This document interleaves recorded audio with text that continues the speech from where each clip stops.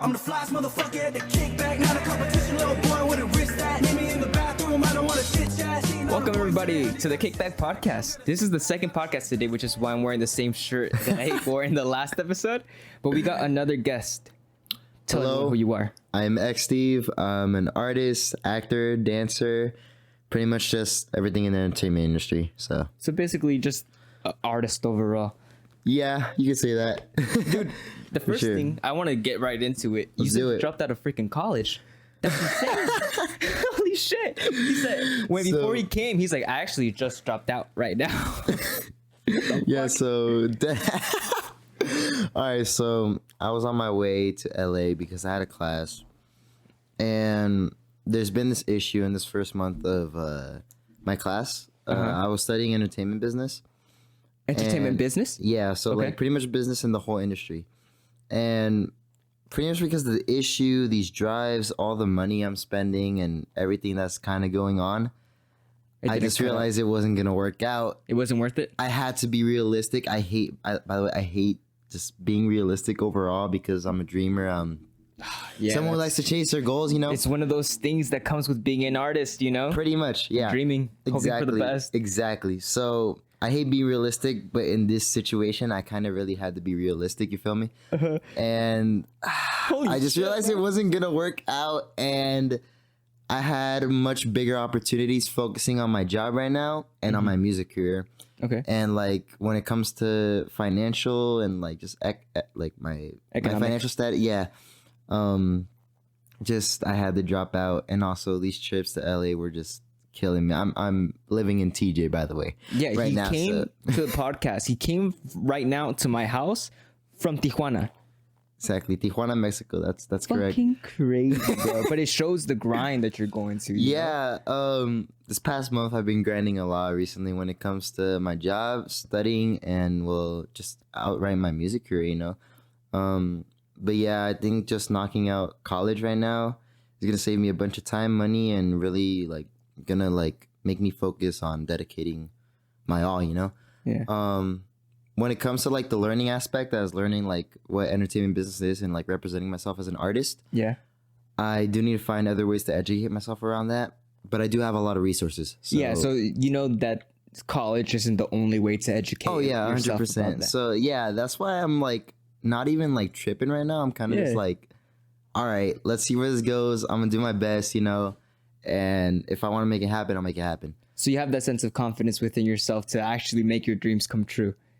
Yes. I changed my language a while ago. I don't even call my dreams anymore. I just call them goals, because dreams, you can't reach them. Goals, you can attain them, and you can work up to it. Dreams, you can't reach them, but goals, you can obtain them. Exactly. Okay. Yeah, you can always finish the finish line, right? You can always reach that. Yeah, you can always reach a goal, and it just sounds a little bit more possible, whether it's a smaller goal and then you change it to a bigger goal, and then the big, just going step by step, you feel? So, I mean, yeah, I changed my language about that so I can and it's been working. It's actually it's weird. I set a goal and I achieve it. Then I set another goal and I keep progressing poco a poco, you know, just little by little. Yeah. And I ended up getting what I wanted to it from the start. Let's say you have a big goal that's probably not realistic right now. Just set little mini goals, and then once you just hit every little goal, do you know you're already so close to the big goal. Yeah, exactly. So that's a good way, bro. Wow. Yeah. Your mentality is very different compared to a lot of average people. For sure. Yeah. I try. That's also something I've worked on pretty much these past years and whatnot. Mentality is super important. How do you think you got to that mentality? Sheesh. Okay. Changing your language was one of them. Definitely changing language. I guess throughout my years, just life, man, just life just hits in different ways, and you have to find ways to either cope or just get through it, you know? There's situations where you just have to, you just get put these situations, you know, where it's life or death. You either just suck it up, do it, and just go and just get better eventually, or just stay in the same place forever. And I'm a person who is never comfortable with being in the same place. Complacent. Yeah, so I just need to keep advancing in some way. So my mentality, I always stress when I don't feel productive and where I don't feel like I'm doing anything like that's just not gonna benefit me, or just like You don't like wasting time. yeah, that I do. I hate wasting time. Especially when it comes to my career, because like you have like I know I have all the time in the world. I'm barely 18. I barely just turned 18. But You're only 18? Yeah. What the fuck? You didn't know I was 18? No, I thought you were like 20 something, dog. No. What the I'm hell? barely 18.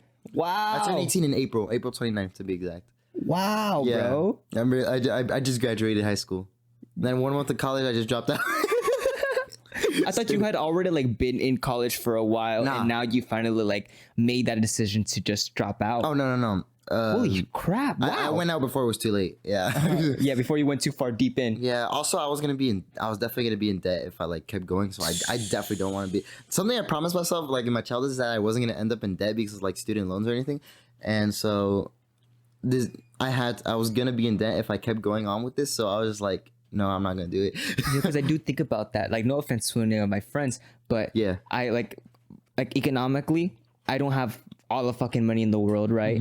But I'm also not in debt. And a lot of my friends, especially, not even just my friends, we can go beyond that. Almost all Americans my age who went to college, they're in debt by like $100,000. That's crazy. How do you pay that off? I have no dude. That would be like if you had to pay that off in a year. I'm pretty sure that'd be like a little over 10,000 every month. Yeah, That'd be crazy. Yeah. So that. But I mean, if it was it student loan debt or was it just debt? I have no idea, but just we know that in order for you to go and have those 4 years of college, that's around how much it costs. Yeah, so if it's a student loan debt, they probably have around 10 years after they finish the program to pay that off. So you'd probably be paying $10,000 a year, and the average salary right now in the U.S. is probably around $30,000. So that'd be pretty crazy. That'd be crazy, and that's even considering if your friends or anyone who like has that amount of debt even has a job, that's insane, dude. No, that you said like the annual salary is around 30,000. Yeah. But then also the cost of living just went up by a lot. So the 30,000 that you're earning isn't even worth. I know, bro. It's crazy. It's rent in California is like $2,800 a month for like a 2-bedroom, 1-bath apartment. Yeah, apartment. That's There's like a little apartment complex over here. It's really nice. Like here in Corona, $3,000 a month. In Corona, California. That's insane. A room. If you want to just have a room in somebody else's house, just rent out the room. In most places that you find, they're like $1,200, dog. I just got off a call with my friends in Maine. He just bought a 3-bedroom, 2-bath house, and it's $800 a month. In Maine, yeah, and then California, we are like that's We're moving that's to Maine. We're moving to Maine. Nah, but I mean, here in Corona, it's really nice out here. I was like driving and like there's like these beautiful mountains and this beautiful view, and I was like, wow, that is. Yeah, because It's really you've nice. only been over here once, huh? In Corona. Yeah, it was my second time coming over here. Yeah, the first time. Well, that's the first time I met you over there with Jordan. Yeah, with Jordan Falani. And I noticed that. I noticed that how you said that you don't like wasting time, because once you got there, you went straight to work. Like, all right, what are we gonna do? What music are we gonna make? Yeah, I mean, so see, that's the thing. So with this industry, I try to like, it's weird, because there's a lot of people in the industry who just focus strictly on business and don't even care about like the personal connection. Yeah, so I do. Yeah, I definitely care about the connection. I think to be able to actually work with somebody, you definitely have to have some sort of chemistry, or definitely at least get to know the person first, or like. Yeah. Fill it out, with studio sessions, if I have a studio session with someone who, like, isn't, like, with the same vibe or energy, or just kind of like, all right, this is just work. I don't really want to deal with you. I just want to get this done, like that. That's just, like, then what's the point, Yeah, you don't really feel it as something meaningful. Yeah, it's not meaningful. It's also you're not comfortable, dog. Like, I mean, it's good to get out of your comfort zone, but, like, also it depends on what your comfort zone is, and, like, what getting out of your comfort zone means for you. But when it comes to working with people, I definitely want to have like some sort of connection, or at least something to where we can make it work. Because also, not only with that, like, not only is it like your personal life, but it also reflects on your business life. Your personal life or your business life is just a reflection of your personal life. So it's just like, expand on that. So if you're let's say you're doing bad in your personal life, you know, you're probably, I'm just gonna get straight into it, you're probably doing drugs, drinking, or you're not going to the gym, or you're just not eating healthy, or just lazy, or just not productive, not even 1 hour of the day, you know. Yeah, I just feel like that also reflects in like your work life, whether if you have a job or you have a business or something, it reflects some way, because it's just your day-to-day life. If you're doing drugs or if you're drinking, it's probably gonna notice, like, you're probably gonna be like, how can you perform? How like, it's gonna be like you're gonna be that known alcoholic in your office, like, I don't know, it just reflects, you know. Also, it has to do a lot with artists, you know. In this industry, there's a lot of artists who are into that, and like I think it's become the normal. They become effed up, you know. It's just, so it's really important to also stay healthy in your personal life. I don't drink, nor do I smoke, nor do drugs, anything. It's definitely really helped me, like, along the way. I kind of lived like a life where I had to mature at a young age, because, well, when we talk about like that, the topic of alcohol, I've seen a lot of people get drunk. I've had to take care of a lot of people like get drunk, especially my family. I'm not trying to, like, you know, quemarles, pero can't rat you guys out. Yeah, not to be a snitch, but hey man, own up to it. You got drunk. It is what it is. Yeah, you know, they got drunk. It happens, you know. It wasn't a fun experience taking care of them, and I've seen how people react to that, and that's something I didn't really want to get into. So, I mean, if I'm being honest, you saw that it wasn't working out for them. So it wasn't even and it's just a distraction that's not even beneficial in any way to your health or mentally at all. And I feel like, and because I learned how to, like, be the exact same way but sober. So I like, every time I'm like, I don't go to parties often, but every time I do go to a party or I have something like of my own, because of my energy and how I've learned to, like, be energetic and have a good time and actually be present, everything. People think I'm the drunk one. No, I'm not drunk. No, they're like, Mason, andas pedo, and I'm like, no, bro, I'm straight sober. I haven't had a Capri Sun. Capri Suns are bomb. Yeah, low-key. But I mean, I just I found the way to, like, get, like, not fall into any addiction. If I had to say I've had any addiction in my whole life, it's probably video games. Video games were definitely my addiction, dude. But it's also an addiction to video games. That's interesting. Yeah, I mean, I used to be like a hardcore gamer. Yeah, me too. I used to love playing video games. Yeah, for sure. People now call it an addiction and say it's really unhealthy, but I think it's actually something that's benefited me into being the way I am today. There's actually a study. And I talked about this in my entertainment business class before I dropped out. Okay. So we watched this video about how video games are an addiction. It's actually pretty bad for people, and, like, they're more likely to do, like, violent things. But there's a study that it's weird. If you play more violent video games, or like whatever you're playing, you're somehow gonna do, like, the opposite of that. So, like, if you're playing, let's say, GTA, and, like, just killing people on the street, and just, like, video games, not like actually. GTA. Yeah, if you're doing that, like, in a video game, you're definitely less likely to do it in real life. It's weird, because you've acknowledged that you're doing it in a video game. In some way, I guess that's kind of the explanation. But I'd have to read the article again, or, like, it's definitely online somewhere. But yeah, pretty much. So with me growing up on video games, I feel like it's definitely a way I've used it to cope, whether it be, like, with personal life things or, like, anything like that. I definitely think video games have been a big part of who I am today. Right now, I don't play at all. I wish I had a little bit more time to play. Same. I haven't played a video game in it's probably been like a year or something. Jeez, it's been a while, bro. I mean, me, video like, game. months, but but still, like every time I play, it's like for an hour or two, bro. And for me, those are rookie numbers. I used to play like 30, all day, every hours, day. Dude. Straight, dude. There would be times where I would pull all-nighters with my cousins, just fucking playing video games. Oh, guys, the sun is up. Really? Think they're blind with your crusty ass eyes. Oh shit, You're bro! right. I'm gonna go to sleep because it's already late. Yeah, dude. And then you don't wake up till like 1 a.m. the next day. Just you're already messing yourself up. Yeah, your sleep schedule. But yeah, those were fun days. I mean, they were fun days, dude. Yeah, for sure. I've talked about it in the podcast before. Those video game days with the homies have always been super cool. You know? Yeah, 100%. Honestly, if there's any addiction that anyone had to be like addicted to, I think the safest addiction would be video games. I think you said that video games make you do the opposite of what happens in the video games, right? It's a study that shows, right? Yes. So maybe I just expanded on that. From us playing video games, we've acknowledged how much time and energy that we've spent playing video games, that now we do the opposite and put that energy to something else.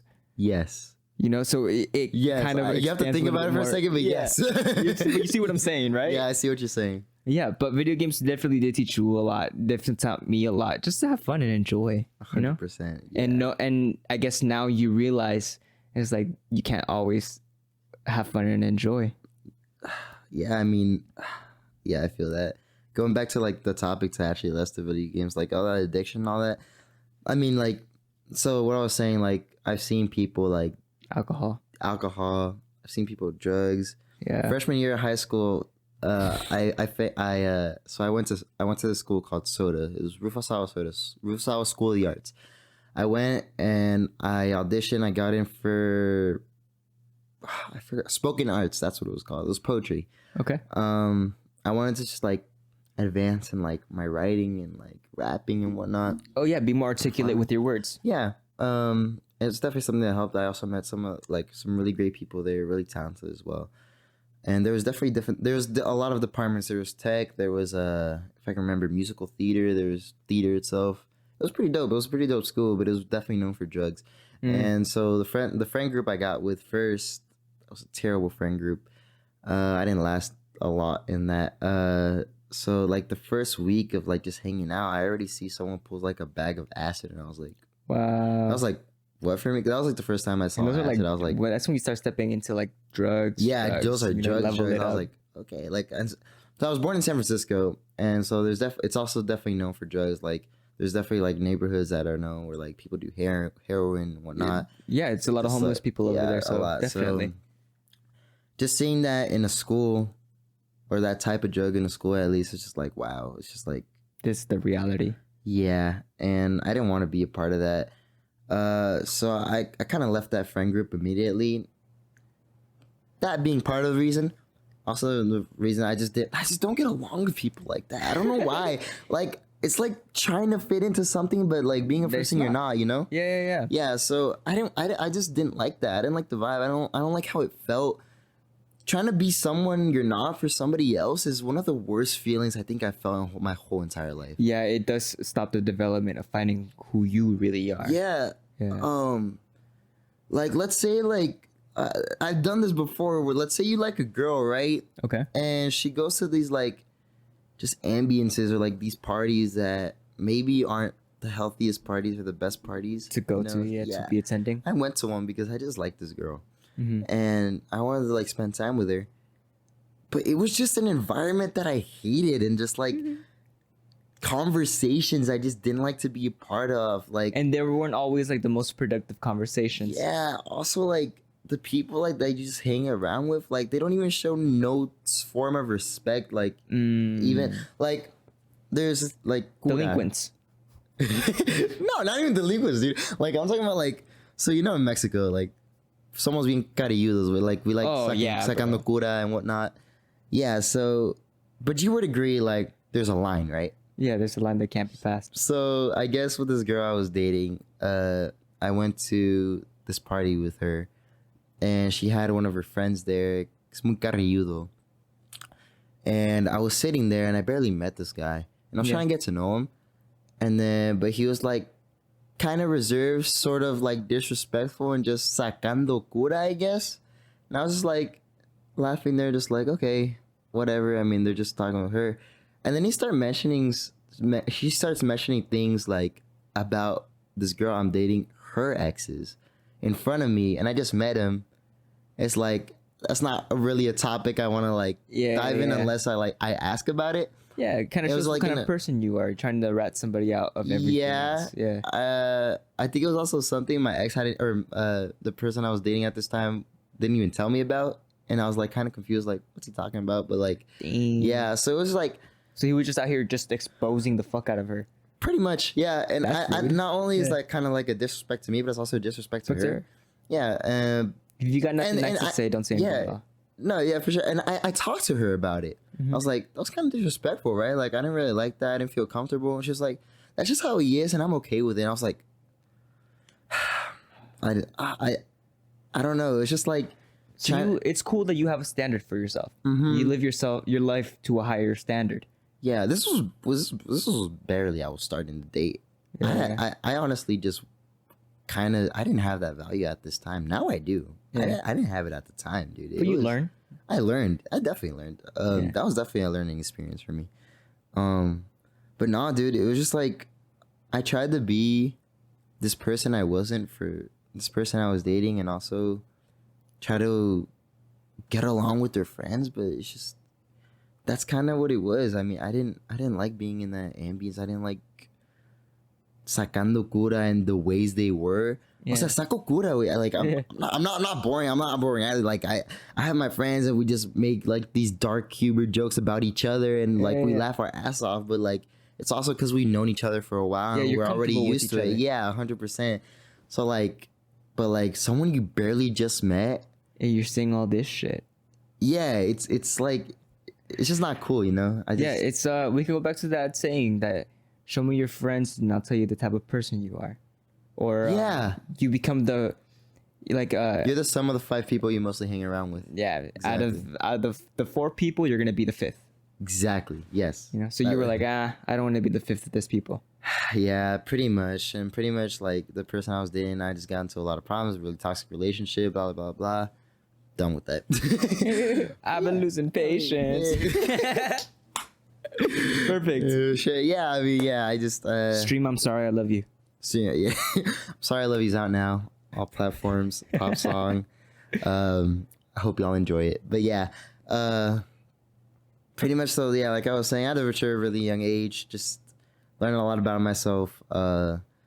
Definitely developed. So our main topic was mentality. So pretty much I guess because of we life were on that, yeah, we were on that, and then we just expanded it. Okay, but it showed like how that added to your mentality that you've gone to. Yeah, so pretty much mentality, you know, I feel like life experiences is what makes your mentality, and also what type of content you consume, whether it be in real life or online.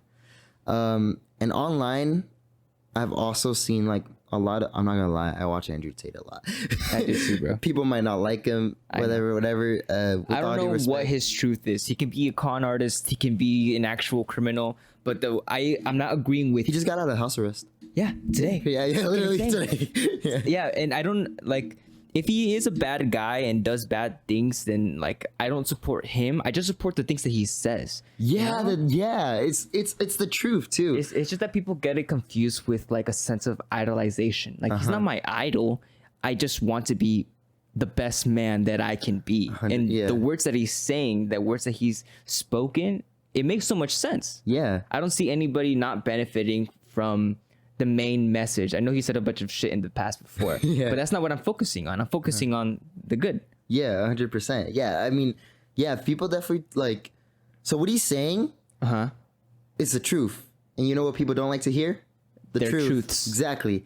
And so the things he mostly says is like things that people have to work on themselves, and the reason that they don't like hearing it is because they don't want to work on it, and it's also why they're in the same place as well. It's because there's a standard that they know they have to live up to, but it's so hard to live up to that standard all the time. So they're like, well, I don't want to do it. Yeah, exactly. And Andrew Tate's messages have had also not only like, he's also like one of the people like that's definitely like had an impact on me at least. For sure. I could say the same thing. Yeah. Yeah. So his messages have definitely like inspired me and like definitely got me that mentality of like just grind, drive. But also not in an unhealthy way, you feel? So, I mean, yeah, he also gives out these strategies that you can like kind of take in and like apply it to your own life, you know? So yeah, I think mentality is just what you consume on a daily basis. And you have to be very careful. You have to be very careful with what you're consuming, you know? Yeah, 100%. The knowledge, the information that's going into your head. Yeah, because whatever you're consuming is just like, it's what you're going to see on the day to day. And just like, I mean, what do you see day to day? You know, like, for example, me, my like top 5 posts on Instagram would probably be like scrolling my feed, right? Mm-hmm. Okay, it would probably be studio. Okay. Business. Motivational quote. Yeah. Maybe a gym post. Okay. Definitely. And probably like a podcast clip. That's literally like either my TikTok or Instagram feed, or some new artist coming up, you know, or like lyrics of a song, you know, or just like tips, you know, like just to like help you improve in any way. That would definitely be like what I consume at least. Like just imagine hearing those messages every single day. Like I could say the same thing. I go on my Instagram Explore page and it's been customized to what the things that I like to hear.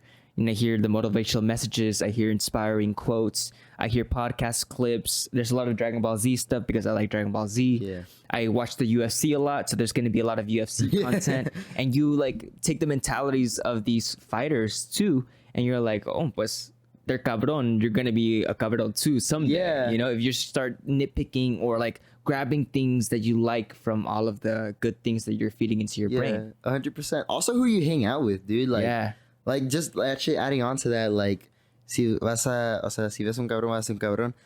If you were to hang out with like 4 people who make over $1 million, you're probably gonna eventually make $1 million soon. Yeah. Like there's also something Andrew Tate said. Like if you're in a room, like if you work a job with like an ice cream and like a room of people like talking about ice cream, you're gonna know something about ice cream. You know? Yeah, even if you don't want to learn about anything about ice cream, somehow, some way, just by hearing them, you're going to start learning and acquiring that knowledge of ice cream. If you're in a place long enough, you're gonna learn about it long enough. You know. Mm-hmm. In my freshman year of high school, I became a skater. Realize like by becoming a skater, you learn what's cool as a skater, what's not cool as a skater, who's a poser and who's not a poser. You also learn that people smoke a lot of weed, and I did not get into that either. That's also something I avoided and like noticed on like my rear. I'm someone who like just like to stay out of trouble, you know? It's just a easier way of life, I guess. Yeah, because I could say the same thing. I've always been just trying to be a good kid, you know? 100%. To be, one thing that my dad said, and it really stuck with me a lot, is like you kind of have to learn how to be a kid in order to teach a kid to be a kid. You know? And I think if you simplify it down to the core essence, it's just like we're all kids figuring this place out. You know what I mean? We get older, yes, but like we have that expectance of us to like grow up and act a certain way. And it does come with maturity, for sure. Yeah, 100%. But you have to know what kind of kid you are. A good kid. Be a good boy. 100%. Yeah. One thing I would definitely try to learn is, one thing I'm learning right now, actually, I'm probably working on is probably like, I guess, living my age. I definitely have matured since a young age. And because of that, I've also tried to live like, I guess, a more adult life now. I mean, because since I got a car, I have car payments, and I'm trying to like get an apartment and whatnot. You could call these things adult things. Now I have a job. Yeah, you have to do some adulting sometimes for the world. Yeah, but I'm also 18. So, I mean, I got recently told, or not told, at least like a consejo, that I should live my age, that I have to F up. I have to experiment. I have to do all these things. And especially like, because you're at such a young age. Exactly. I mean, I guess... maybe in a way what I was trying to be told is just don't worry about things you don't have to even worry about yet. And just like stress, you know? And also it comes like with your career, like, you know, grinding all day, every day. I love it. Like I love it, right? I can do it too. Once you get enough flow. Yeah, we'll see that I'm in that flow right now. I love it as well. But like, I guess there's a certain point where you also have to realize you also need time for yourself, and you definitely need to rest as much as you work. Yeah. Heal. So I think that's something I'm working on right now. Yeah. Especially since I'm so addicted to like just working and being productive and really wanting to like make a difference and advance in many ways. I'm not advancing right now. Like I said, I'm not comfortable in I don't like being comfortable in the same place always. So advancing in ways, finding ways to advance more, it's just like a part of me. Yeah, so, and it's really hard to do that sometimes because the way our world works is always like this. You know, it's always moving. So it's like, how are you going to stop moving if the current's always just flowing? Pretty much. It's very hard to get to that state of just relaxing and then not thinking that, oh, I have to go do that. It's because if I don't do that, I'm not going to make it. Yeah. Also procrastination, dude. Procrastination is such a big thing that you have to like practice and really get rid of to like really dedicate yourself to either achieving a goal or just getting a task done. I was procrastinating these last 3 months about turning in, because since I just graduated high school, I was in this mariachi program. Oh, nice. Yeah. And I was a guitarist, and I had this like, whole suit and everything, and I have to turn back in the suit as I graduate, right? I was procrastinating turning back in the suit. Not only was I procrastinating, I also didn't have a lot of time, but I was like, all right, I'm gonna get this done today. And I did it actually today. I just went to the school and just turned in the mariachi suit. Now that's off my list. Something I don't have to worry about anymore, you know? So like, you finally got it done. Yeah, it was just something I like. Procrastination is such a big problem, not only in the industry, but the whole world, you know? I think if the faster we get things done, we don't have to do it. Like, we don't have to deal with it anymore, you know? It's also a way of like advancing. You're always advancing, even when you're just relaxing or procrastinating. You're still advancing. Yeah, I mean, no, like just get rid of procrastination completely. Yeah. It's just a bad habit. Yeah, it's something I've also had to like get out. So that's something I've worked on definitely. But yeah, there's just with mentality, just no matter how many mountains you climb, there's always gonna be a higher mountain that you have to climb. So. Just Miley Cyrus, bro. Have you heard that song? Which one? There's always gonna be another mountain. Always gonna be another. Not gonna lie. I don't know the rest only of the words. Miley Cyrus songs I like. It's a climb. That's the name of the song. The only Miley Cyrus songs I've listened to is probably Wrecking Ball and Flowers, dude. That's it. Flowers, that was a good one. Yeah, she's back. She's back at it now. She's going strong. Yeah, she's going strong again. I don't really listen to Miley Cyrus, but the only Miley Cyrus song I listened to before Flowers was Wrecking Ball, and then I didn't hear anything about her. Also, Meghan Trainor, do you know all about that bass? Bass? No? Yeah, that would. So that was an artist that I actually grew up listening to because of that song, and pretty much didn't know about her until like a few like months ago that she's like blowing up on TikTok now. Really? Yeah, she's making these new songs, and like she's actually really she has a lot of engagement on TikTok. I feel I can see how her songs can definitely have a lot of engagement on TikTok. Yeah. Yeah, there's always gonna be like a trend behind her sound. Yeah, there's also a new song she just drops like I ain't your mama. You listen to, or I am your mother, you listen. I don't even know. It's such a like weird and corny chorus, but it blew up on TikTok. So is that the key to it? Huh? Is that the key to blowing up on TikTok? I don't know. I haven't cracked the algorithm yet. I'm doing terrible on TikTok. I definitely want to advance in that. I'm not afraid to admit it. I definitely need to progress on that. Yeah. Right now on Instagram, I can say I definitely see a little bit of progress. Not the progress I want to see right now. So that's definitely something I want to advance in. But like TikTok, I'm just trying to crack the algorithm, man. It's hard. But it's hard, but at the same time, like what I've seen, like you could even ask Jordan. Yeah. He'll tell you, bro, it's really not that hard. Yeah. Because but maybe it's because like he's gotten so used to it, or so I guess like he knows how it works a little bit more. He's done it for a while. Yeah, Jordan has been definitely doing TikTok for a while. I enjoy his TikToks. I was watching it on the way here. I'm not gonna lie.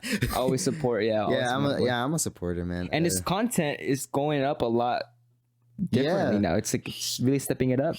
When I met him over the phone with Makai presented me to him. Makai's a fashion model, by the way. He presented me to him. He had like 13K on Instagram. And like right now, he just passed like 18K or something in less than like a month. That's insane. I know it's insane for Instagram. It's definitely insane. I mean, they always say you're one video away from changing your life. That's true.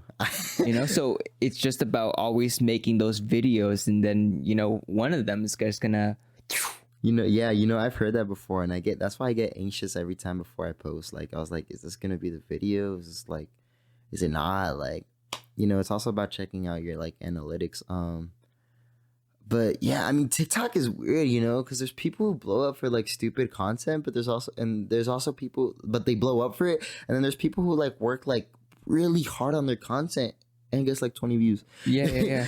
It's really weird, how TikTok kind of has like their algorithm and whatnot. But I mean, then you see that now with like society, like they just want to be distracted and just enjoy whatever happens in front of them. They just want to feel good. Yeah, 100%. Like for example, I recently just did a collaboration on IG. It was like a collab post promoting my new song. Mm-hmm. And she is an influencer on TikTok. She has the matcha one. Yeah, she has 2.7 million on TikTok, and she got famous because she made a mini vlog of how many matchas she drank in a day. How many did she drink? Do you remember? Like 6 or 5. Damn. She made a quesadilla. Like she was like, son las 3 de la mañana y me hizo un matcha con una quesadilla. And so they got like over 20 million views, dude. Yeah, there's a lot of people who love matcha right now. Yeah, so it was like, if she can blow up on that, like I was just thinking about like, what? So with the collaboration I did with her, I tried to include not only like her brand matcha, I guess, but I also tried to like, or my song, I also try to include her brand, So yeah. So it's not just one-sided collaboration. Yeah, it's doing pretty good right now. We're about to hit 50K. No, I can definitely see how it's doing good. Like, it was a good video. Yeah. Oh, yeah. We had a fun shooting. It was on a cafe. I was in a cafe in TJ, and I had my videographer, and we pretty much just like, I pretty much just like said the idea, I guess, and we kind of just like saw like the production and how we were going to do it, and then we got the idea, and then boom, we just executed it, Yeah, planning it out and then just taking that action behind the plan. Yeah.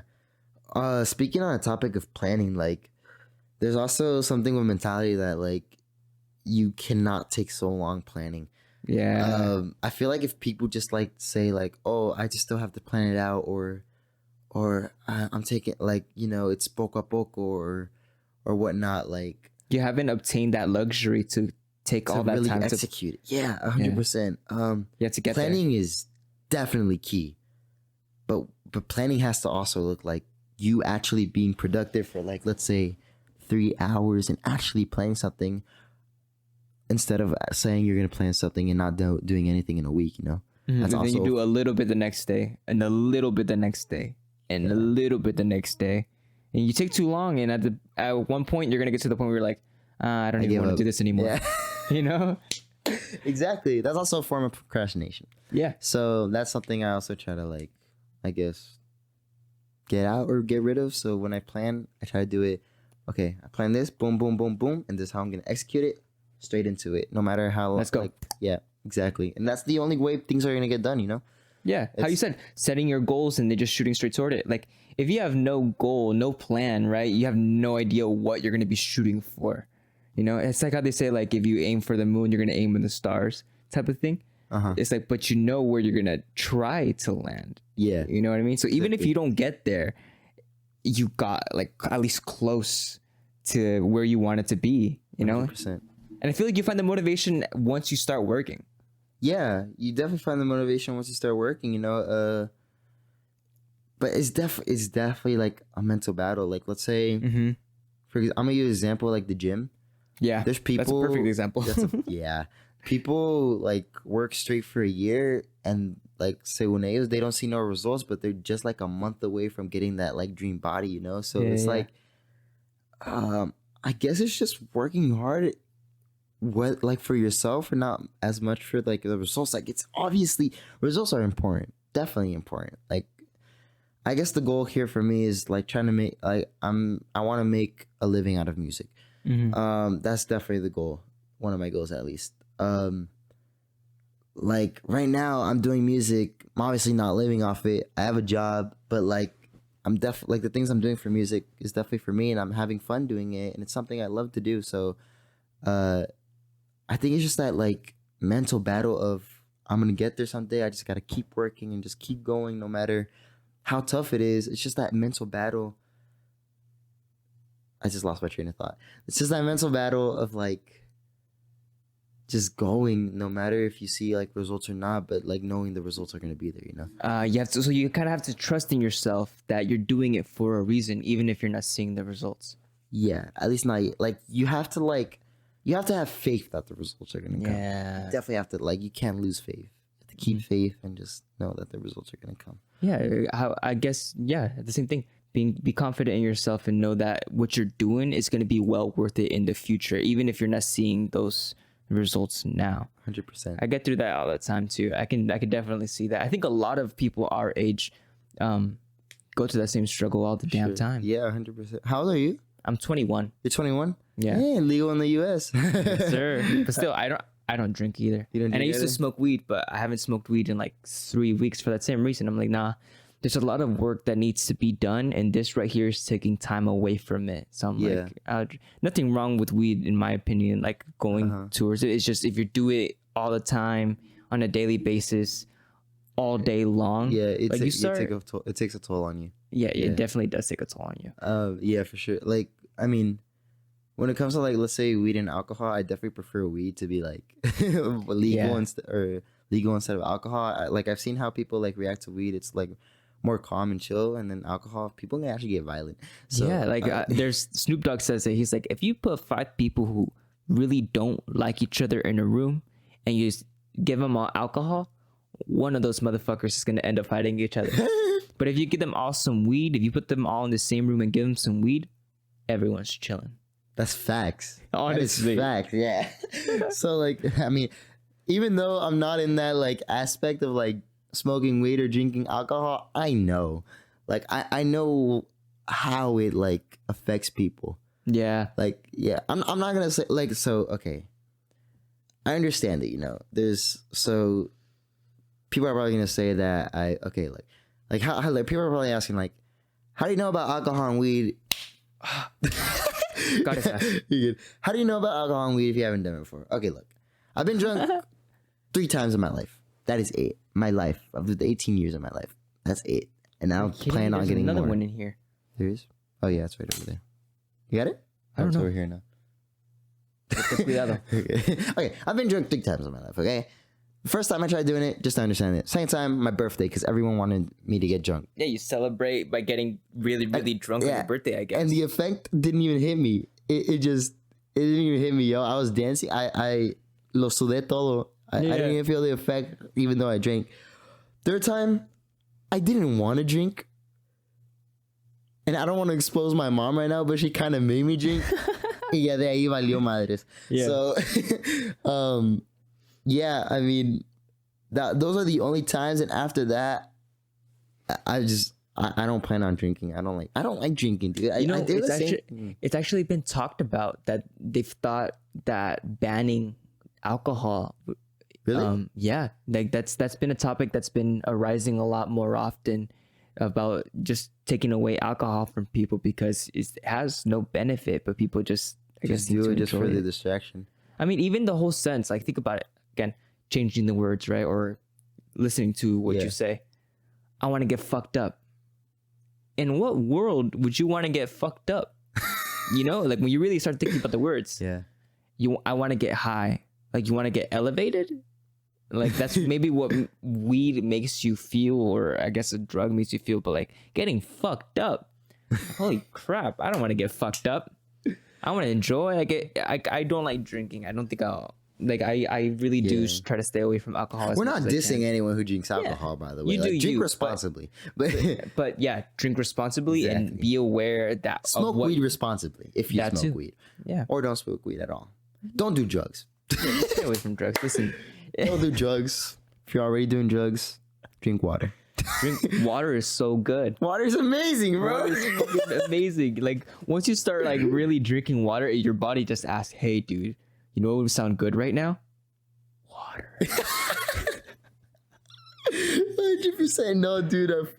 No. I mean, getting water to your system is definitely important. But nah, like, I mean, what was I saying before this? It's just about knowing what you're intaking and really doing your research about what it is that you're intaking. Yeah, I mean, it doesn't even have 100%. to be in the form of alcohol or drugs. Like, we can even just go and simplify it down to like junk food.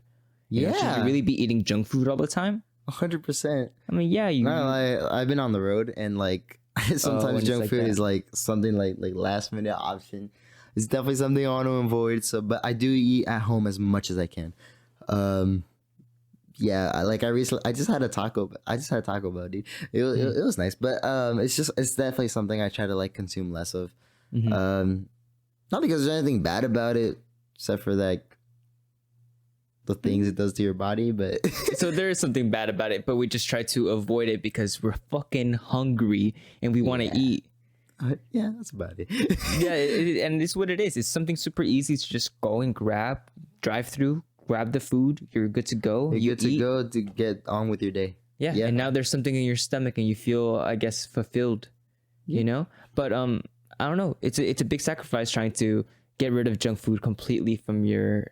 I'm not saying like you have to get rid of it completely, your but like life, moderate it. Yeah. Definitely have like a balanced routine with it, I guess. I think that goes with everything. 100%. Yeah, finding balance is just key to everything. You know, that's been brought up so many times. I think almost every single episode. So Really? Yeah, like just the whole topic of balance has been brought up, and so I'm like starting to think. I'm like, in our age, you know, you're 18. I've talked to people. I think the oldest person that I talked to was like 26. But What? everyone's I was just been expecting focused 42 or on something. finding some sort of balance. Yeah, So I guess that's what life is. It's just about finding balance. finding balance in whatever it is, your work, your personal life, anything. Yeah, I think it's definitely I think it's definitely a good goal to have. You know, once you found balance, you get a routine, productive, boom, you advance, you know? Whether that routine is having like many things, maybe starting a business or music career or podcast, you know, like just like finding there's time for everything. You know, there's something you've told me in these past conversations we've had, or at least like planning this out, that you said that I really like, is that there's 24 hours in a day. Could you expand on that? Because listen, yes, we need our rest, but I feel like we limit ourselves because we're like, oh, it's already nighttime, we can't work anymore. It's like, That's cap. you know, we can work anytime. You just have to be really willing to get the job done. Listen, there's a duty that needs to be done. Yeah. All right. You kind of find like that nighttime, like at least in this example, you kind of find like nighttime as an excuse to not do it. Yeah. Limitation. You already limit yourself by saying like you have no time. You haven't even like taken the time to go and work. Yet you're already doubting yourself because you have no time at all. Yeah, for sure. I say that to a lot of my friends. Yeah. Yeah. It's like, that. hey, there's 24 hours in a day, man. We can get something done. Yeah, 100%. I mean, yeah, that's something I really like that you said. Like, reason I'm asking you to expand on is to like, I guess confirm my like understanding of it, because I know, like, when you said it, I was like, I know what you meant by it, and I'm really glad you also have that mentality. Because like, if you think about it, man, there's some people that stay on their phone watching and scrolling till like 2 or 3 o'clock in the morning. You know, if you can take the time and stay up that late, just scrolling and staying in bed, you could definitely take the time to like do a song in like 3 hours after 12. You know, if you're going out to the club and you're coming home at 2 or 3 in the morning, I'm pretty sure you can that's stay facts. in work. You know what I mean? And actually work on something meaningful. that's facts, dude. No, like, cause like recently, like, yeah, dude, that's facts. If we can Like, play video games until the sun comes out, I'm pretty sure we can get something more meaningful done, more productive done. dude, yes, know what I'm yes, saying? dude, yes. That's you're 100% correct, dude. That's also something I've changed. I used to stay up at like, I'm actually a victim of that. I used to stay at 3 a.m. either in the street getting food or like, you know, going out to a party or like just staying in my bed on my phone. Now I stay up till 12 a.m., sleep at 1, but because of work, or stay up till 3 because of studio time, you know? I changed that. And that's something, if I had to be proud of something, that's something I'm definitely proud of myself, at least, you know? Like, I try to be as less selfish as I can, but I feel like if you don't acknowledge yourself sometimes, Yeah. you just end up like being hard on yourself, dude, and that's something really unhealthy. And then you too. don't enjoy anything that you do. Exactly. Like I think I read Russ's book. Russ, the rapper. Yeah. He has some wise words sometimes. Yeah. He released a book called "It's All in Your Head." I read all of it in like 2 days or less. It was amazing. I loved it. I fell in love with it. Even that, you don't have the time to read 15 minutes. Cap. That's cap, because you read probably like a book worth of knowledge on your phone every day. Yeah. Just whether it's captions, whether it's comments. Yeah, you read a lot every day. What if you change that reading like negative comments into like book reading, into something that's actually like benefiting you, and like whether it's knowledge or like something you want to do, Yeah, you get to choose what you're going to read, not just what they fucking throw at you. Exactly. It's like when we were in school, they give you something that you have to read and you're like, yeah. But now you get to choose what you want to read. Yeah, so I chose to read Russ's book, It's All in Your Head. It has 3 important topics that it's mainly focuses on. And one of the things that it was gratitude. Yeah. Something that I didn't do before I read that book is appreciate the things I've done and what I have. And like I did, right? I did, but I actually didn't. If that makes any sense. Yeah, I guess. So like you would say like, yeah, I'm so grateful for the things I have, right? But like you wouldn't take the time to actually look at like, wow, what do I have? And what have I done with what I have, I think it's until like you see or like, I think it's until you see or what you like, or you really like notice what you've done with what you have and actually appreciate it for what it is when God starts to give you more.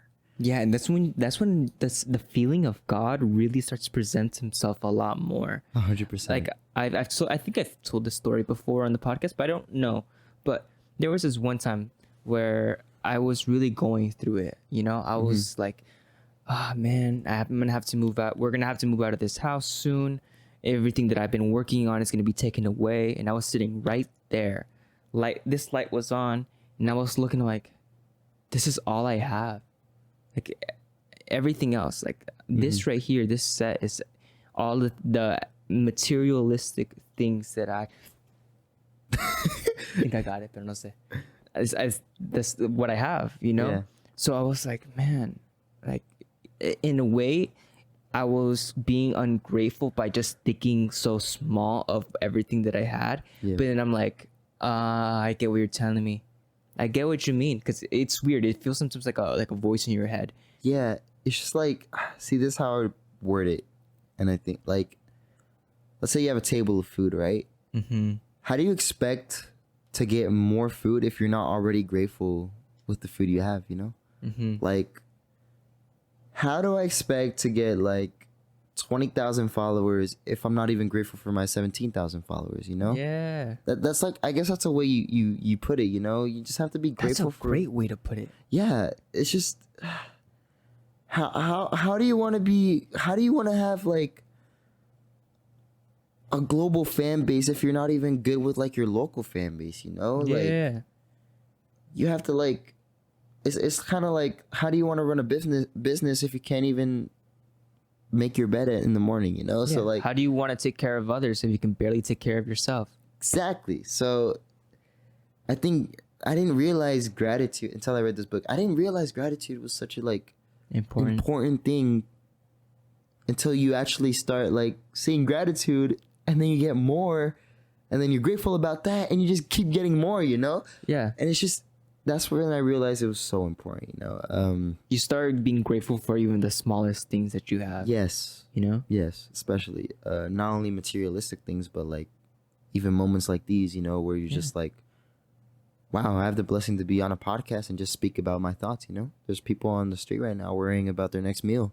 I mean, just waking up. I've thought about that a lot. Yeah. I'm able to wake up in my bed, in my sheets, with the sun shining through my window, and wake up and look in the mirror and look at myself and say, like, nice. Like, here we go. Yeah, like, another day to really do what I want to do. That's a great way to start your day, dude. Like just the sun shining through your window, you waking up in a bed and just in a stable room. Just like, little do I know, I could be in the street waking up with no blanket at all, maybe not even a shirt, maybe drugged out of my mind with so many things that are just out of my control at this point. I mean, we see it on a daily, like, people see it on a daily basis, so it's definitely possible. Like, so I think, like, something as little as that is something definitely people are taking for granted, you know? Yeah. And that's why I just try to appreciate everything and just not complain, dude. Just like, I don't complain in my best situations or in my worst situations, because I know it could always be worse. I know that I still complain every once in a while, but I know that I complain for like 2 seconds. Like, it's shortened down so much. Like, yeah, I mean, yeah, 100%. Like, you're gonna complain, like, you're gonna be like, oh, why does this happen? Like, you know, but like, oh my God, dude, why? You know? Yeah, but like later you're probably gonna realize that it was for the better, or you're gonna realize, like, okay, it could be worse, but let's just get it.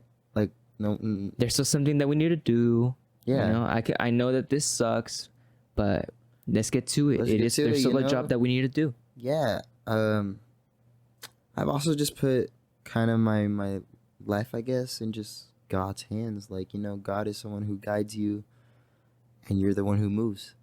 So how fast or how slow you move, God is just gonna guide you, whether that's putting obstacles because that's not the right path, or maybe it's gonna turn into something better, you know.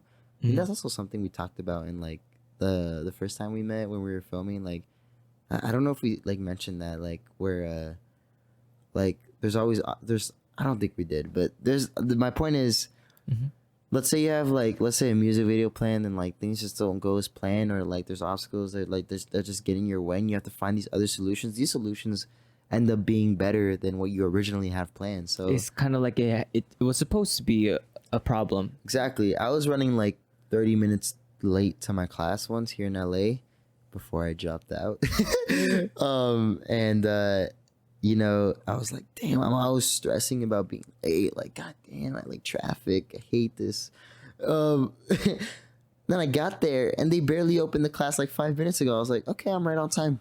So it was like, okay, I mean, I guess it wasn't bad that I was late, you know? Why was I stressing? I was just 30 minutes stressing about nothing, you know? It's like once you start getting into that mindset of how am I going to learn from this bad situation, like, that's the first thing that I get to. I'm like, what is God teaching me because of this bad situation? For example, my car, right? I was about to drive to my girlfriend's house, and there was like some weird thing with the way it felt. It felt kind of shaky. I was like, fuck. Your car? My car. Yeah. I was like, fuck, my car's messed up. And yeah, we looked at it and it is messed up in a small spot. So I had to replace all the parts for it. I don't have the money to replace the parts right now, you know? So I'm like, I know this sucks, but I know what you're doing. It's kind of like me having a conversation with God. Yeah. I know what you're doing. I said that, you know, grant me the wisdom, grant me the love, grant me the compassion. There's one serenity thing that I heard, and it was like, grant me the serenity to accept the things that I cannot change. Grant me the courage to change the things that I can, and grant me the wisdom to know the difference, you know? Yes. It's what I asked for, you know? So before that, I had said that this August, I'm going to be focused as much as I can to being as productive as I can for this podcast. And I'll be working and make this month really, really count. Dude, just thinking about editing podcasts alone is like, wow. It's a lot. It is a lot, you know? But I knew that I was going to be up for that challenge. I knew that I had to get done, you know? So when I saw my car that it was like, you know, not going to be working, I'm like, I said it. I said that I was going to be here, and you just told me, hey, fool, where are you going? I thought we just started August, and you said that you were going to be here working at home this entire time, and yet to get us here? No. You're not going anywhere. You have to stay here, and you have to keep working diligently. You know, the whole problem with the car, it'll get fixed. But you said that you want to be here. Focus on that. You know, so that's how I interpreted what was going on from this bad situation. You know what I mean? So it kind of gives you motivation of like, or even a focus, just a grounding of like what you need to do. 100%. Yeah, so like I mean, I understand not everyone's religious, right? And I feel like slowly we need to kind of start bringing that back. Maybe not a certain religion, but just believing in a higher power. In higher power. I was gonna say God, but I feel like that could tie into like a certain religion. Yeah. But in my sense, just because I don't know what religion I am. I don't know if I'm Christian or Catholic or Muslim. I wouldn't call myself religious at all, to be honest. But there's one thing: I will believe in God. You know what I mean? Yeah. That there's something out there looking out for me that I have to also, people call it the universe, you know, that I have to be grateful for, you know? Yeah, 100%. So, yeah, I mean, faith. I just think it's kind of, sorry the word, but I think it's kind of stupid how people think God isn't real when if our earth, I don't know if it was feet or inches, but if it was 5, I'm going to say inches. If it was 5 inches placed closer to the sun, the earth would burn. Like and if it was 5 inches farther from the sun, it would freeze. Yeah. It was placed perfectly. Everything was made so perfectly. Exactly. You know? But we took advantage of it by stop believing that things were perfect. Exactly. It was made so perfectly for humans to actually be able to live on Earth. So when you think about that, how do you even question if there's a God or not? Or like a creator at least, you know? So we're creators of our own world. God kind of, like, I take it like this too. God made us. God was the first creator. Yeah. Right? We can just stay on this little thing. God is the first creator and he created us, you know? 100%. We're made here to create these beautiful things. I mean, everything, our life, the way we think, we create text messages, we create this table, we create a conversation, you know, so many different things that we create on a daily basis. We expand on them. Huh? We just expand, we just elevate, we just advance. Yeah. Yeah, 100%. You just keep moving forward with creating, because when you stop creating, when you stop doing, like, I can see how fast you can fall into that state of depression, you know? You don't 100%. create your bed and do it in the morning. You don't create breakfast. You don't create a plan. You don't create a goal to set. You don't even, like, I feel like even illusion or like just like dreaming is also a way to like get out of depression. Dreams? Huh? What do you think about dreams? Like when you sleep at night and you dream? Yeah, what do you think they mean? Do you think they have a meaning? It's weird. I feel like, I don't know. There's definitely some dreams that I've had. It's like, wow, what did that mean? And why did I have this dream, you know? There's certain dreams I remember. I recently had one where I was in my house where my grandma was living in Sonora. And I was just there sitting down, and then 2 people came in. And then I guess they wanted to rob her, I don't know. And I was like, get out of the house. And they were like, no, we're staying. And then he pulled out a knife. And then I went inside and I grabbed 2 guns. And then I went outside and I was like, oh, you're staying? And then they started walking out slowly. And then as soon as they were about to get out, my cousin walks in my room, and then she woke me up. But they always stop. Their dream always ends when it's about to get super interesting. I know, dude. That's something that always happens. What the heck? You always wake up. You're like, wait, I was having this amazing dream. Yeah. I mean, like that dream specifically, like it was like, but like I got woke up when it was about to get interesting. You know, as soon as they were about to get out the door too, is when my cousin woke me up. Yeah, it's really weird. So like when you start having dreams like that, or like any dream really, like that has like some sort of interest to it, I guess I do ask myself, like, what do these dreams even mean? What are even dreams? Because when I was smoking weed, I wasn't dreaming at all. Like, I would just go to sleep and wake up, but I don't think I was dreaming. And since I've stopped, bro, I'm actually remembering dreams now, or actually think that I'm dreaming again. Yeah. So it's kind of weird. It's kind of weird, just like, what the fuck just happened? You know, this is so weird. I've also had like these dreams where like, oh my God, there was one dream I had where like I was flying. Like I thought I was Superman in the dream. And I was like flying everywhere. And then there was like this task where I have to go save the city. And I was traveling, and there's also, and like I was traveling, and then And then as soon as I was about to get to the city and like get to the interesting part, I wake up. I was like, dang. I was having fun, you know. But like, and then there was this other dream. Whoa, bro, what the fuck? Okay, you were about to say your next dream. I'll come back to it, but No, go ahead, because I can't even remember the next dream. Dude, I had this dream that it was just like I was honestly, as cheesy as it sounds, I was dreaming of being with my girlfriend. All right. I was like, oh yeah, I'm about to go see her. I'm about to go, hang out with her. Yeah. And it was kind of like a little tease of like, but not like that, but like a little tease of like, oh my God, I can't wait. Like in a way, it made me blush. Just the thought of being with her. I'm like, here we go. Like this is about to be amazing. Yeah. That same day was when my car was not working afterwards. I dreamt that, and then my car didn't work. That's so weird. I didn't tie it together, but yeah, it was very interesting that we were planning on going out or something. And you dreamed about it. It didn't happen. Then boom, real life, it didn't happen. Yeah. That's crazy, dude. Do you think there's a way to control your dreams? I don't know. I don't think so. Because I've heard of lucid dreaming. Have you ever heard about that? It's like when you dream like, and it feels so real. Yeah. But you acknowledge that you're dreaming. So it's like you're aware that you're dreaming while you're in your dream. Oh, yeah. I've lucid dreamed before. Yeah. I think that gun one was definitely a lucid dream. Yeah. Yeah, 100%. But what was I going to say? There's also those dreams where I like get really stressed out. Have you ever had a dream where you're like, have you ever had a dream where have you ever had a dream where like, sorry. When you have you ever, when you I can't say that seriously.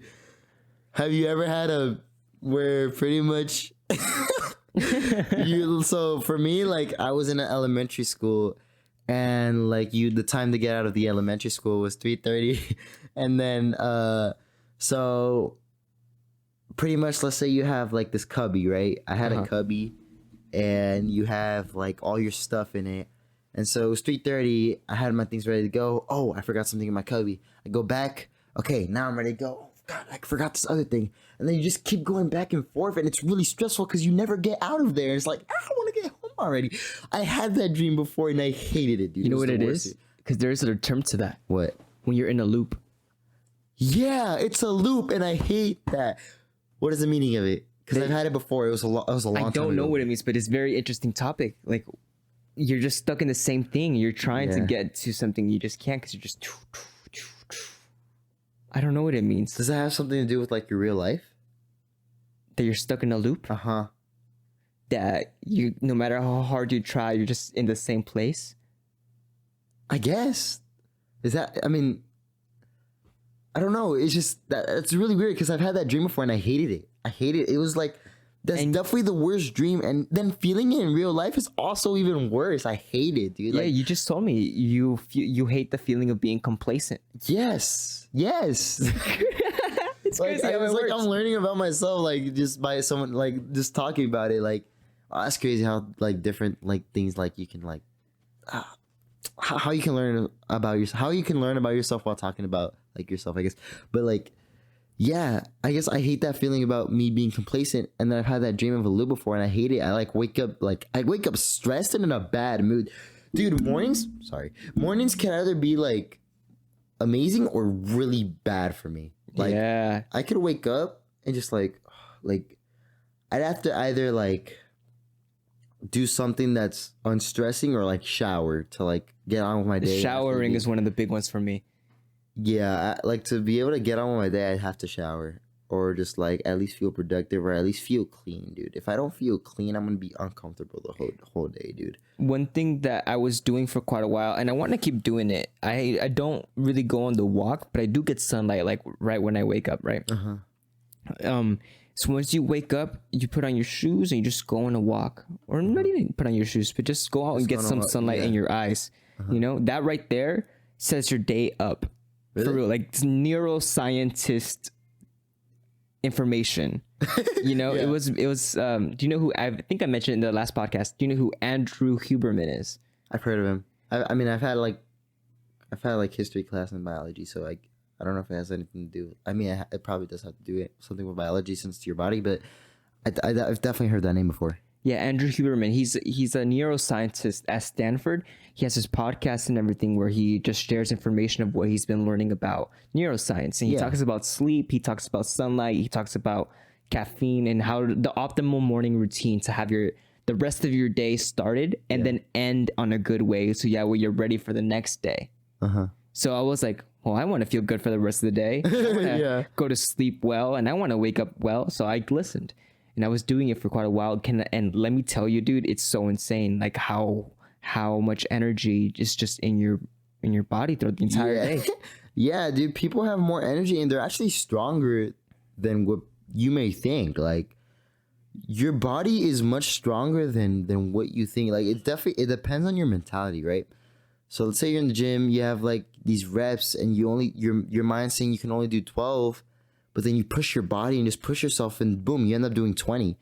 That's happened to me before. It's just like I end up realizing that I'm much stronger than I actually think I am. And I think that's just the mental barrier that people may have. Yeah, I think it's about putting yourself in that situation mentally. Maybe because sometimes you are put in that situation like literally where something happens and you have to do it. But if you try to put yourself in that position mentally all the time, I feel like you can get like so much done. Some things that you've thought that you've never been able to do. 100%. No, yeah.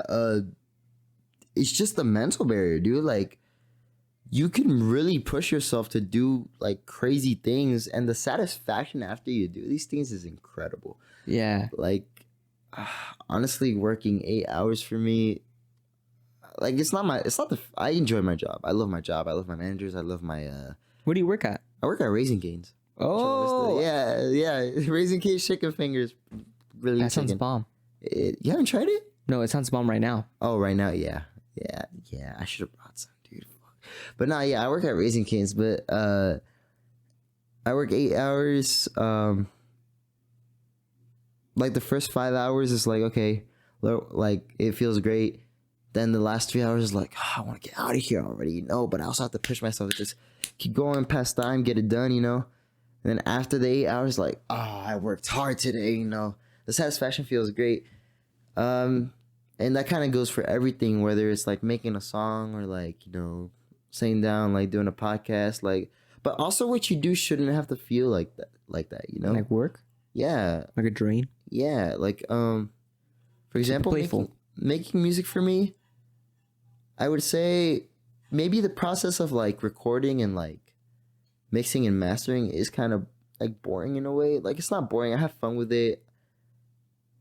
But the most satisfying thing is hearing the final product. I've been doing that, bro, but I'm getting better at catching them now. Yeah. These freaking mosquitoes are crazy. But like even how we were talking about the 24 hours in a day, right? Yeah. Like, yeah, you're staying up a little bit later to get the job done, but if you didn't wake up or stay up that time, put in that work, you would have gone to sleep and not feel like you did something meaningful or fulfillment. Have that sense of fulfillment. Yeah, 100%. Instead, you stay up those few extra hours. Yeah, you're tired, but you're getting the job done. You get it done. You go to sleep finally, and you go to bed and you're like, yeah, I did it. Yeah. Accomplishment. Exactly. So that's like, that goes back to the topic. Like I was saying, like, I definitely want to feel like I've done something productive, like whether it's definitely throughout my day, at least something every day, something productive. And, I kind of analyze my day in a way like, okay, what did I do today? What did I accomplish? What could have I accomplished, but I procrastinated? It's like, I think about that and just like, I could be doing so much more than what I'm actually doing. It's just like, I don't know. That's something that also annoys me about myself. Like I could either be recording, but sometimes I just I sit on my phone and just watch content instead of like recording a song that I need to record. It's like, wow, like that dissatisfaction just hits me, So that's why I feel like that's also something that really hits me, that I need to be able to get something done and also be productive, and I need to do this and I want to execute it, So I just think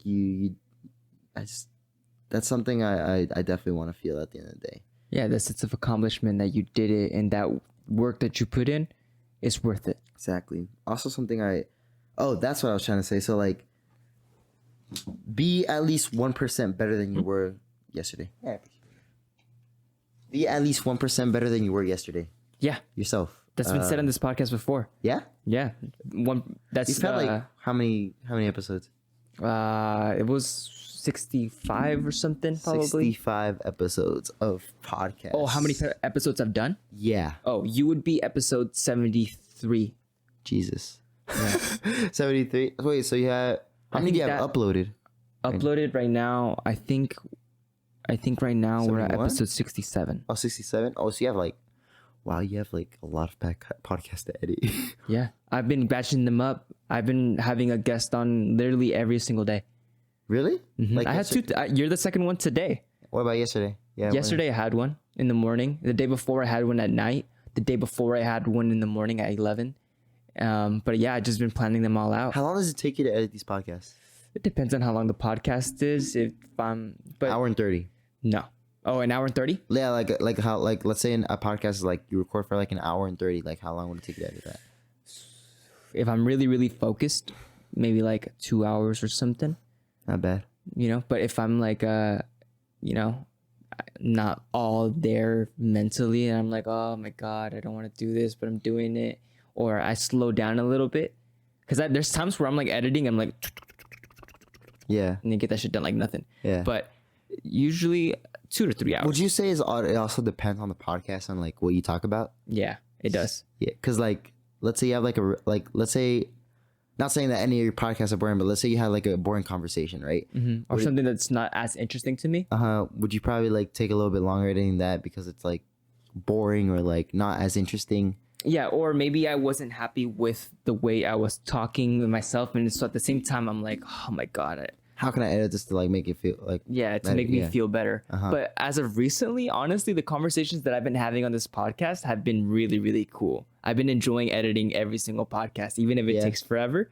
Like I'm excited to just go and work on this one afterwards, or work on the last one or the one before that. Yeah, they've all been just pretty interesting to me now. That's crazy, dude. Like, that's crazy. Like, just imagine 73 podcasts. Each podcast takes about like 2 to 4 hours of editing. Sometimes more. Sometimes more. If I calculate that, bro. And then plus the clips that I have to do afterwards. It's the clips. The podcast editing is not really all that bad. The clips take to find those clips too? Huh? Like to find those clips too is annoying, bro. So I've been trying to get into the habit of clipping. Do you find it as you edit though? I've been trying to. That's something I've been changing. But it's so hard because it takes the editing process of everything. I feel like, what editing software do you use? I use DaVinci.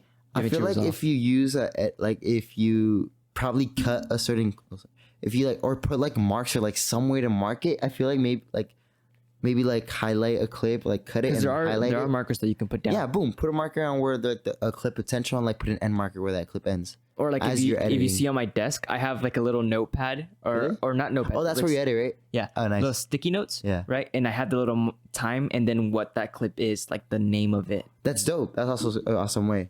So like 73 times like 4, that's 292 hours of pure editing. Plus the clips. That's crazy. I can't do that. That I've done for free. You done for free? Yeah, basically, because I haven't gotten paid for it. Dude, that's freaking crazy. And then plus like the actual recording process, that's another sometimes 2 hours. Let's just cap it at that because sometimes it does exceed that, sometimes it's below that, but it's around that 2 hours, right? Yeah. You add that, and then plus the time. That was one thing that I noticed. The reasoning to why I wasn't enjoying the podcast back then is because I felt like I had nothing to talk about because I wasn't obtaining any sense of knowledge or information to talk about. But I've just been questioning literally everything now. Everything. Yeah. I feel, dude, like, dang, that's crazy. So like, how would you compare your first episode to like an episode you recently done?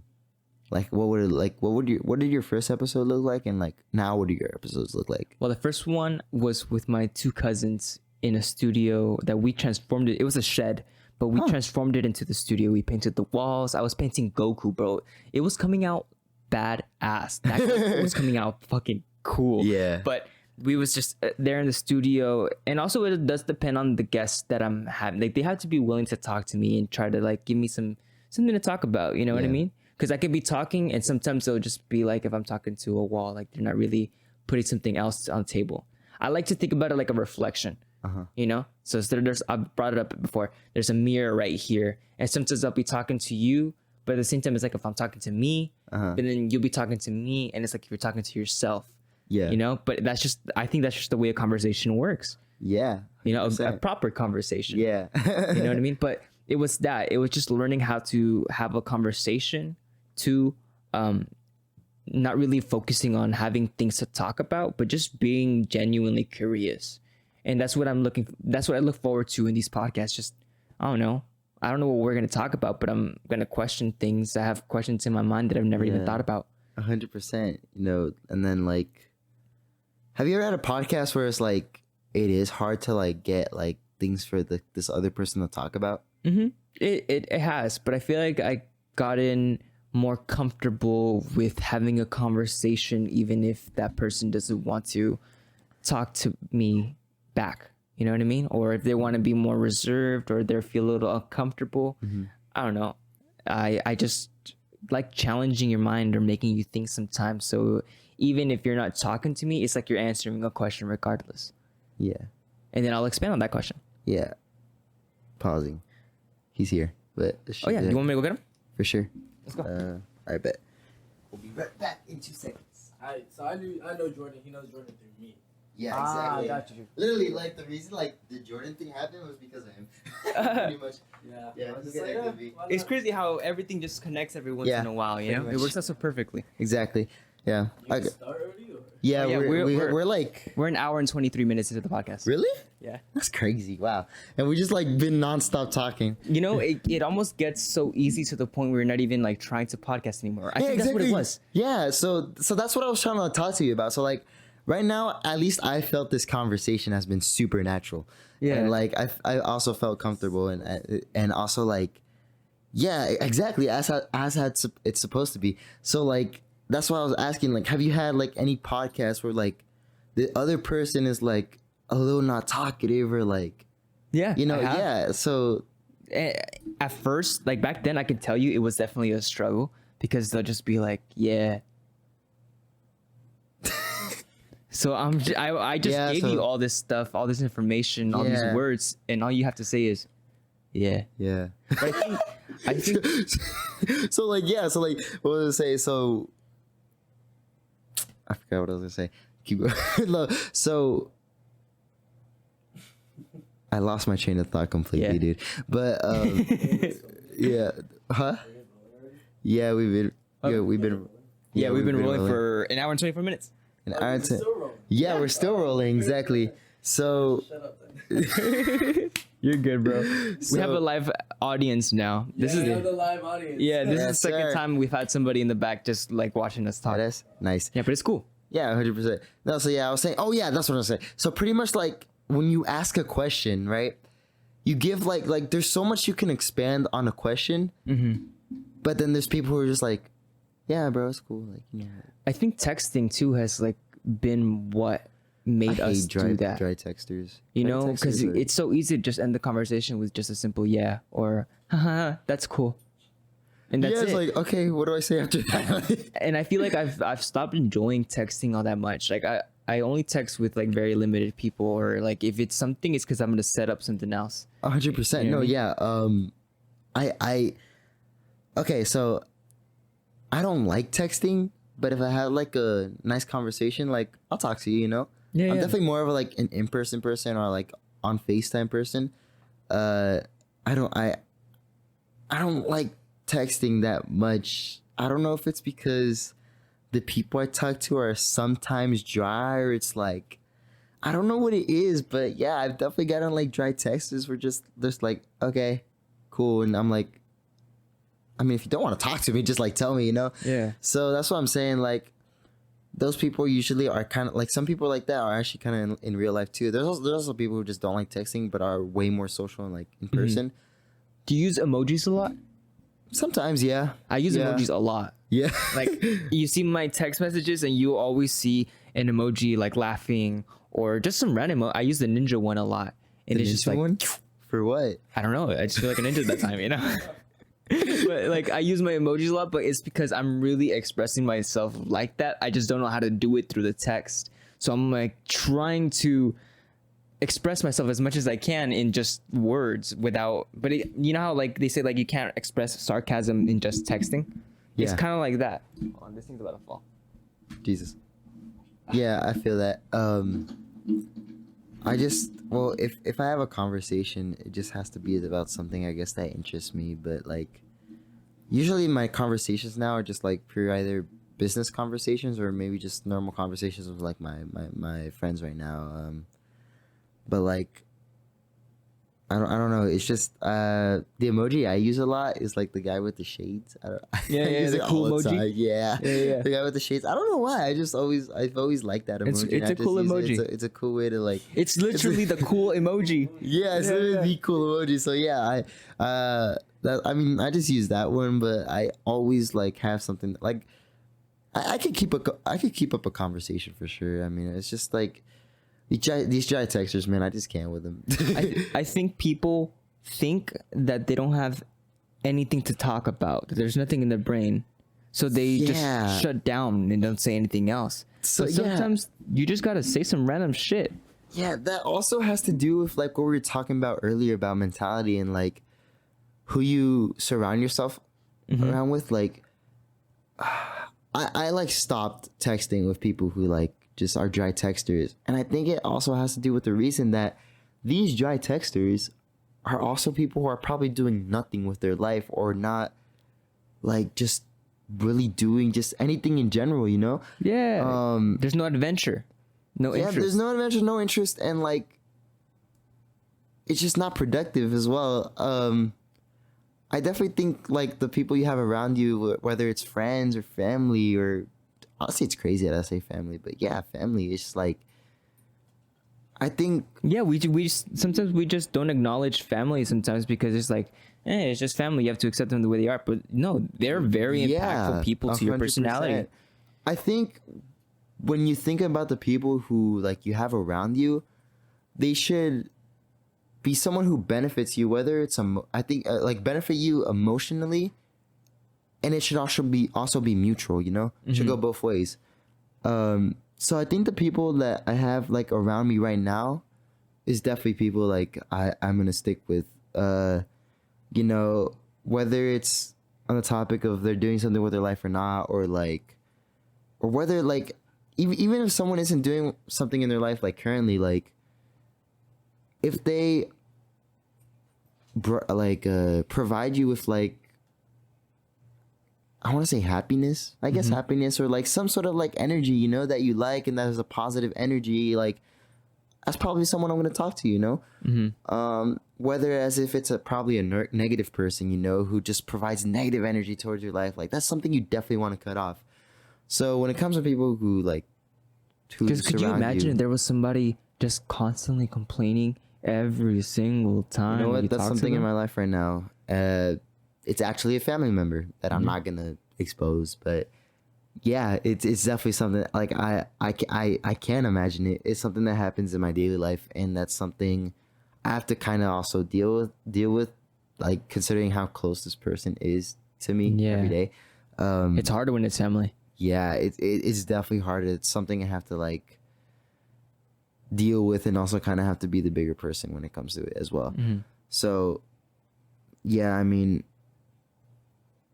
when it comes to family, like I guess maybe having an uncle or something like that's negative. Maybe that's something you can cut off. But if it's something closer, whether it's a sibling, whether it's a parent, or whether it's like something just like a little bit closer to you, it is harder. And it's not even like trying to be mean to them, but just stepping away a little bit, you know? Yeah. And I feel by just stepping away sometimes, they kind of get the gist of why you're stepping away. Dude, family can become your enemies and friends can become your family. Oh yeah, and then they'll try to like manipulate you into thinking that it's because I'm family, like I love you, that, and how dare you?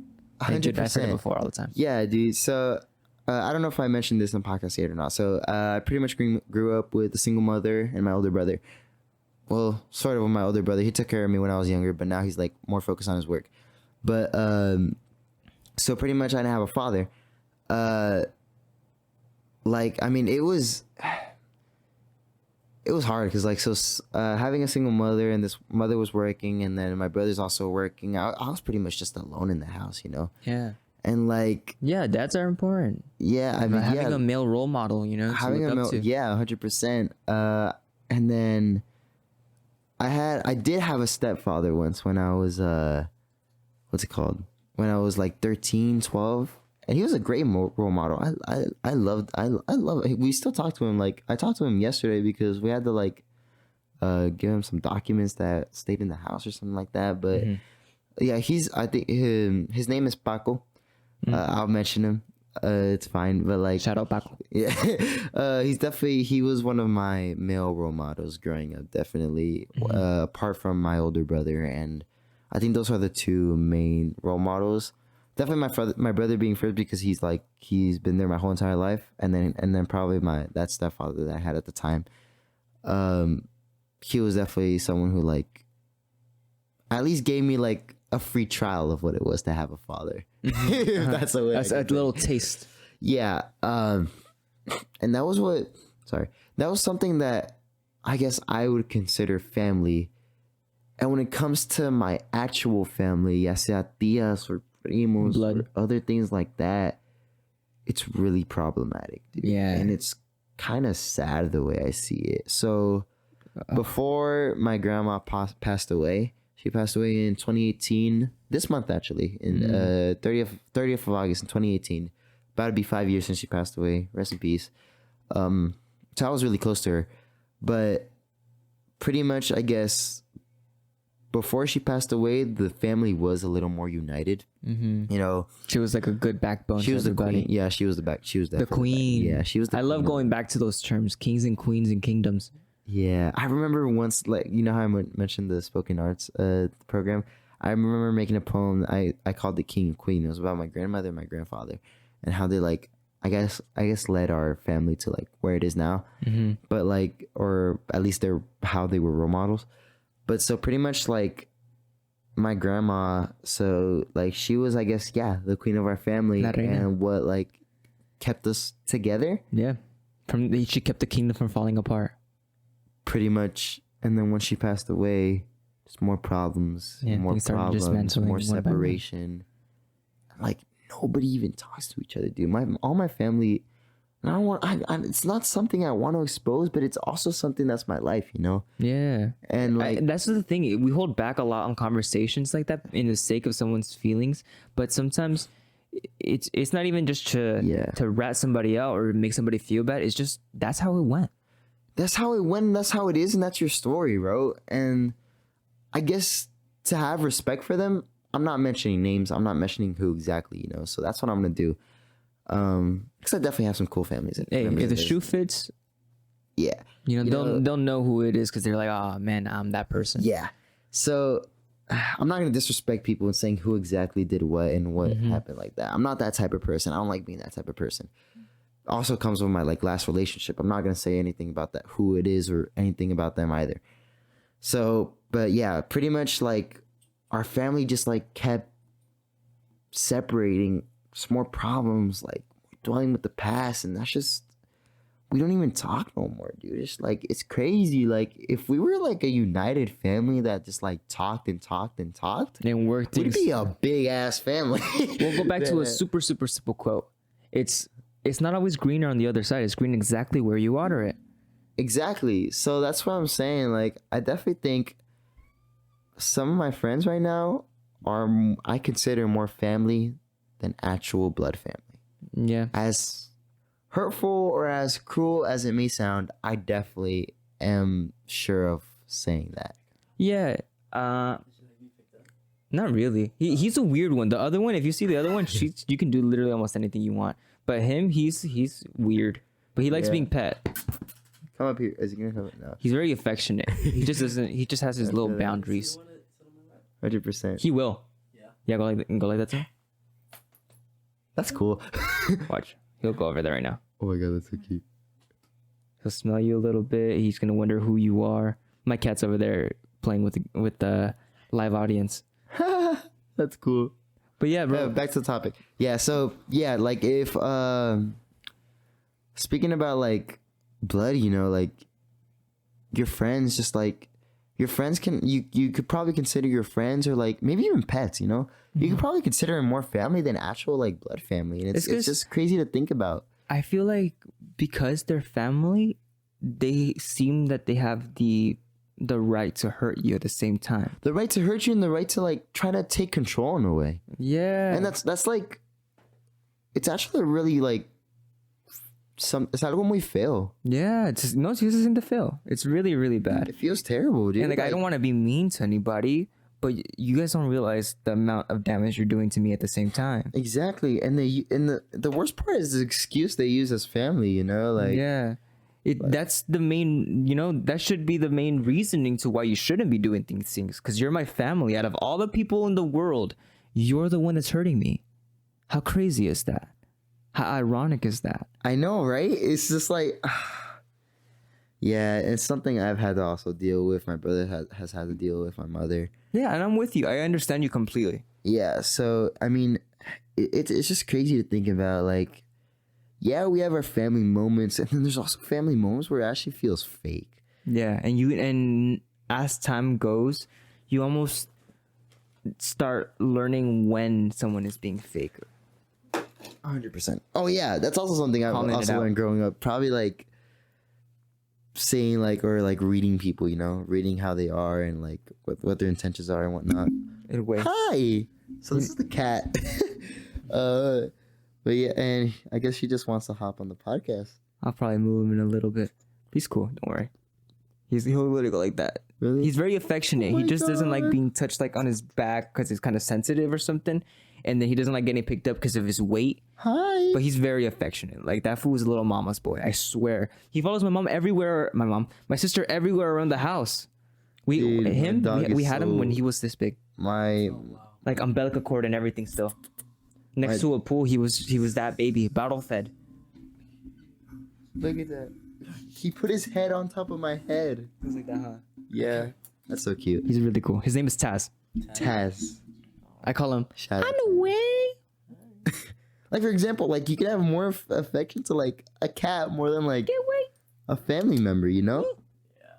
It's crazy. I have a pet snake right now. I got my brother and my sister-in-law gave it to me for my 18th birthday. And you like snakes? It's my favorite animal. That's why they got it for me. Wow. Yeah, so as soon as I got that, I was like, I fell in love, dude. It was just like I fell in love. Really cute snake. Got it as soon as it what was kind of a snake is it? It's a python. It's about python. About python? Yeah, that's usually the snake. The normal. Yeah, they're very docile. I heard. Yeah, 100%. That's usually the normal pet snake people get. But I just wanted a snake, dude. Like, yeah, it's really cool to have a snake. It's really easy too. Yeah, honestly, it like once you get the hang of it, it's pretty easy. It's just like I'd say the hardest part, and it's not even the hardest part. It's just something you have to like make sure of. Is probably getting the temperatures right. Usually in their cage, they have a hot side and they have a cool side. Oh, so they can just move back and forth. Kind of, yeah. And usually their water goes on the cool side, and then their food. The food is rats. You feed live rats or live rats? Yes. Ugh, fuck but that. They're like small rats. Too. Yeah. So I get them at a reef and reptile company in San Diego. Sponsor them. Send them rats. You like let it chase them. So pretty much, I get them. They're about $2 to $3, and I have to do this weekly. It's so easy to maintain. Oh yeah, because you don't feed them like every day. No, you feed them like once a week or something. Yeah, exactly. Especially that it's a baby, it has to eat a little bit more. Once it's a full-grown adult, I can feed it a little bit bigger rats and then feed them every 2 weeks. Mm-hmm. So pretty much, yeah. So I get the rat. They give you it in like a little bag that has holes in it so it can breathe. Obviously, take it home. Just open the cage. I take out the hiding place of my snake so that it can have like a little bit more free space when it's eating. And then I just open the bag, boom, dump it in, and then the snake gets alert. It like gets like this, literally. Yeah. And, like, they have their own personality, huh? Yeah, it gets alert. They actually think anything that they see is moving is probably their prey because they already smell it. That's something I learned because I was trying to like fix it, and it was kind of like looking at my hand as if it were the food. Yeah, that's what I heard about feeding them live food, that they do get a little bit more Alert and defensive. Yeah, alert, defensive, and aggressive. Yeah. So that's something I learned as I was feeding it, because normally it's not like that. I open the cage, I get it, and if I grab it, it's calm. Dude, snakes are the most lovely thing ever. Yeah. Literally, like they're perceived as like such evil and something like that, but they're like the most Satan was forming Yeah, but they're like the most There's a difference. lovely Snake thing. was sorry. a serpent. Serpent. Yeah. Is there a difference between a serpent and a snake? Yeah, so in the Bible it talks about how serpents had legs as if it was like a lizard. Oh, Like wow. snake Oh. motion. But that's why when God was like, you will forever crawl in your belly, you know, after he gave Adam and Eve, you know, the fruit that they were supposed to eat. And he was like, because of that, you will forever now be, you know, like snakes. like, Wow. crawling on your belly. Therefore, we don't have Because- serpents anymore, but snakes. Yeah, so that's why Whoa. there's that saying, you know, once a snake, always a snake. You Yeah. start calling out the snakes in the garden. Yeah, exactly. So that's Yeah. why. I did not know that. That's Yeah, interesting. and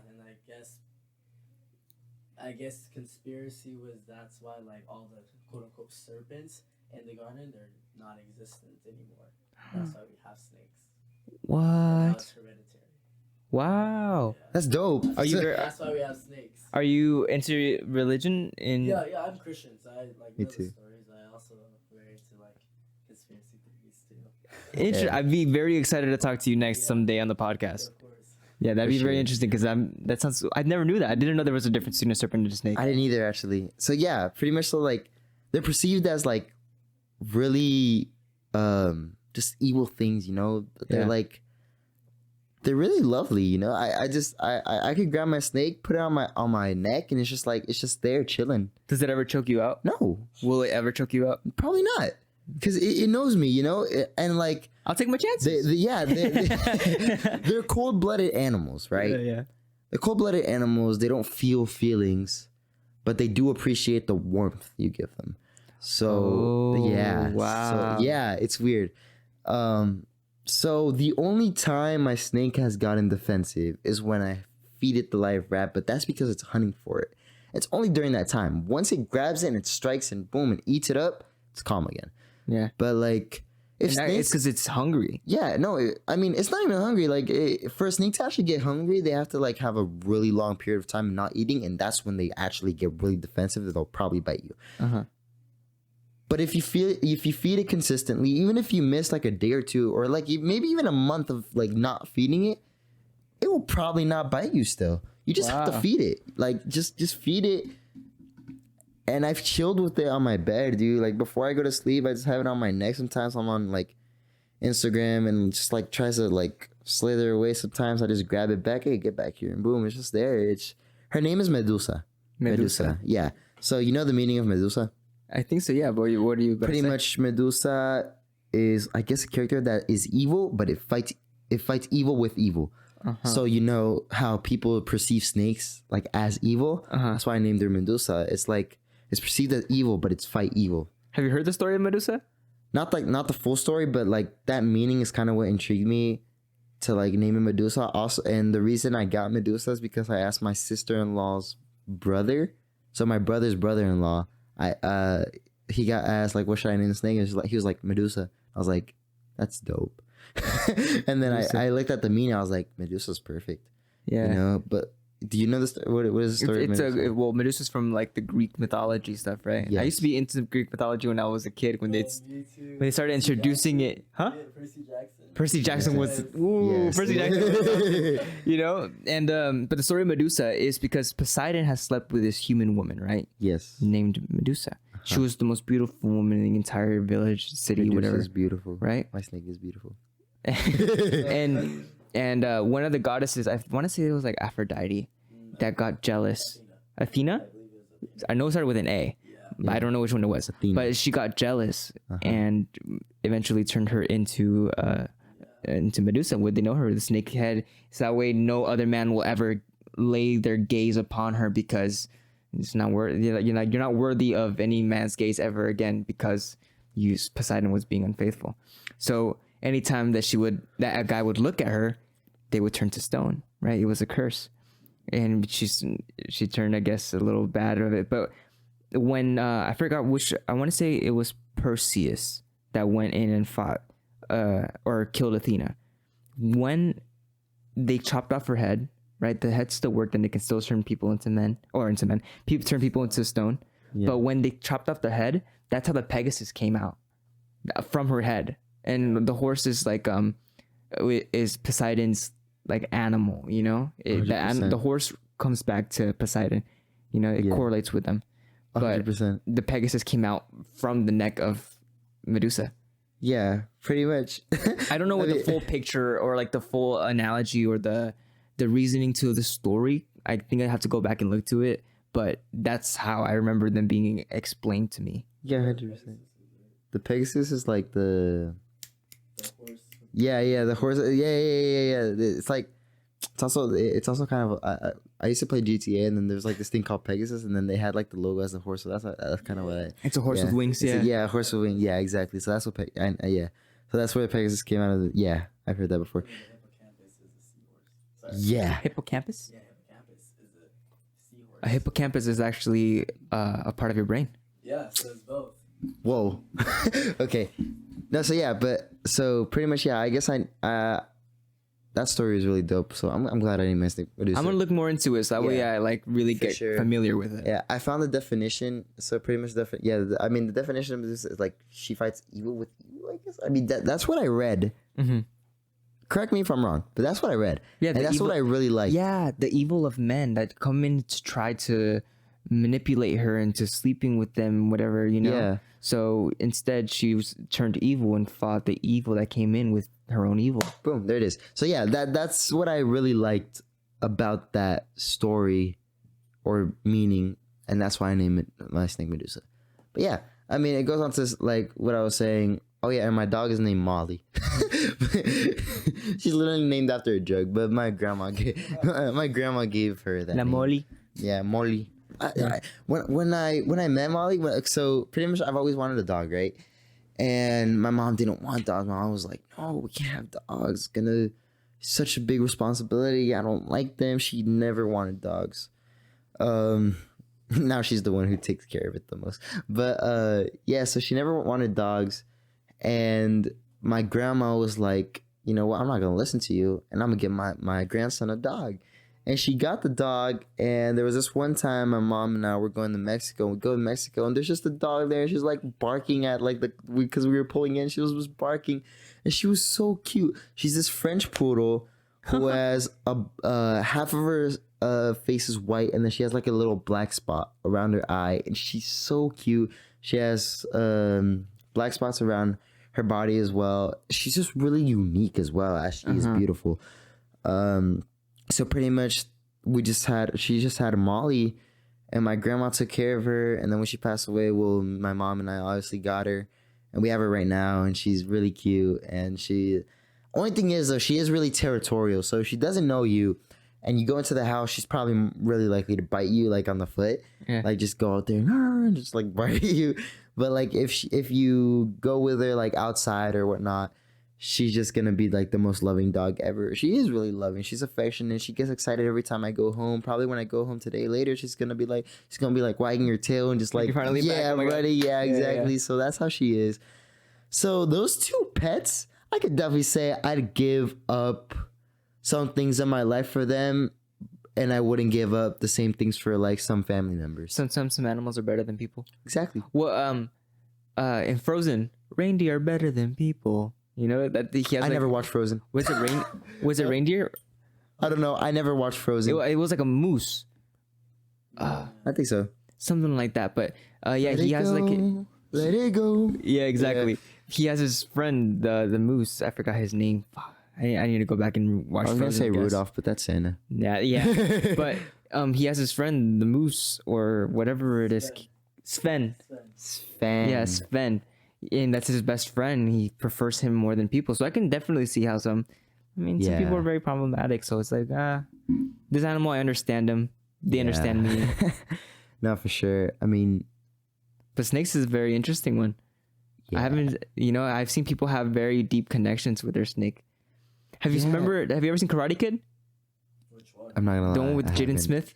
Jaden Smith. When he's like, I did. He's like looking at the snake and he's like kind of reading it, and it's kind of like again how we were talking about in a conversation. Yeah. It's a mirror, and it just reflects whatever you're giving that animal, and it's gonna reflect the same thing back sometimes. 100%. No, yeah. So yeah, I've read about that too. So pretty much, have you heard of you know how pit bulls are perceived as really aggressive dogs? Yeah. It's not that they're aggressive themselves. It's actually how their owner is. And so pretty much. So they're an extension of their owner. Yeah. So pretty much. Exactly. So pretty much if you're dogs are loyal, man. I have a pity. My dog is loyal. Exactly.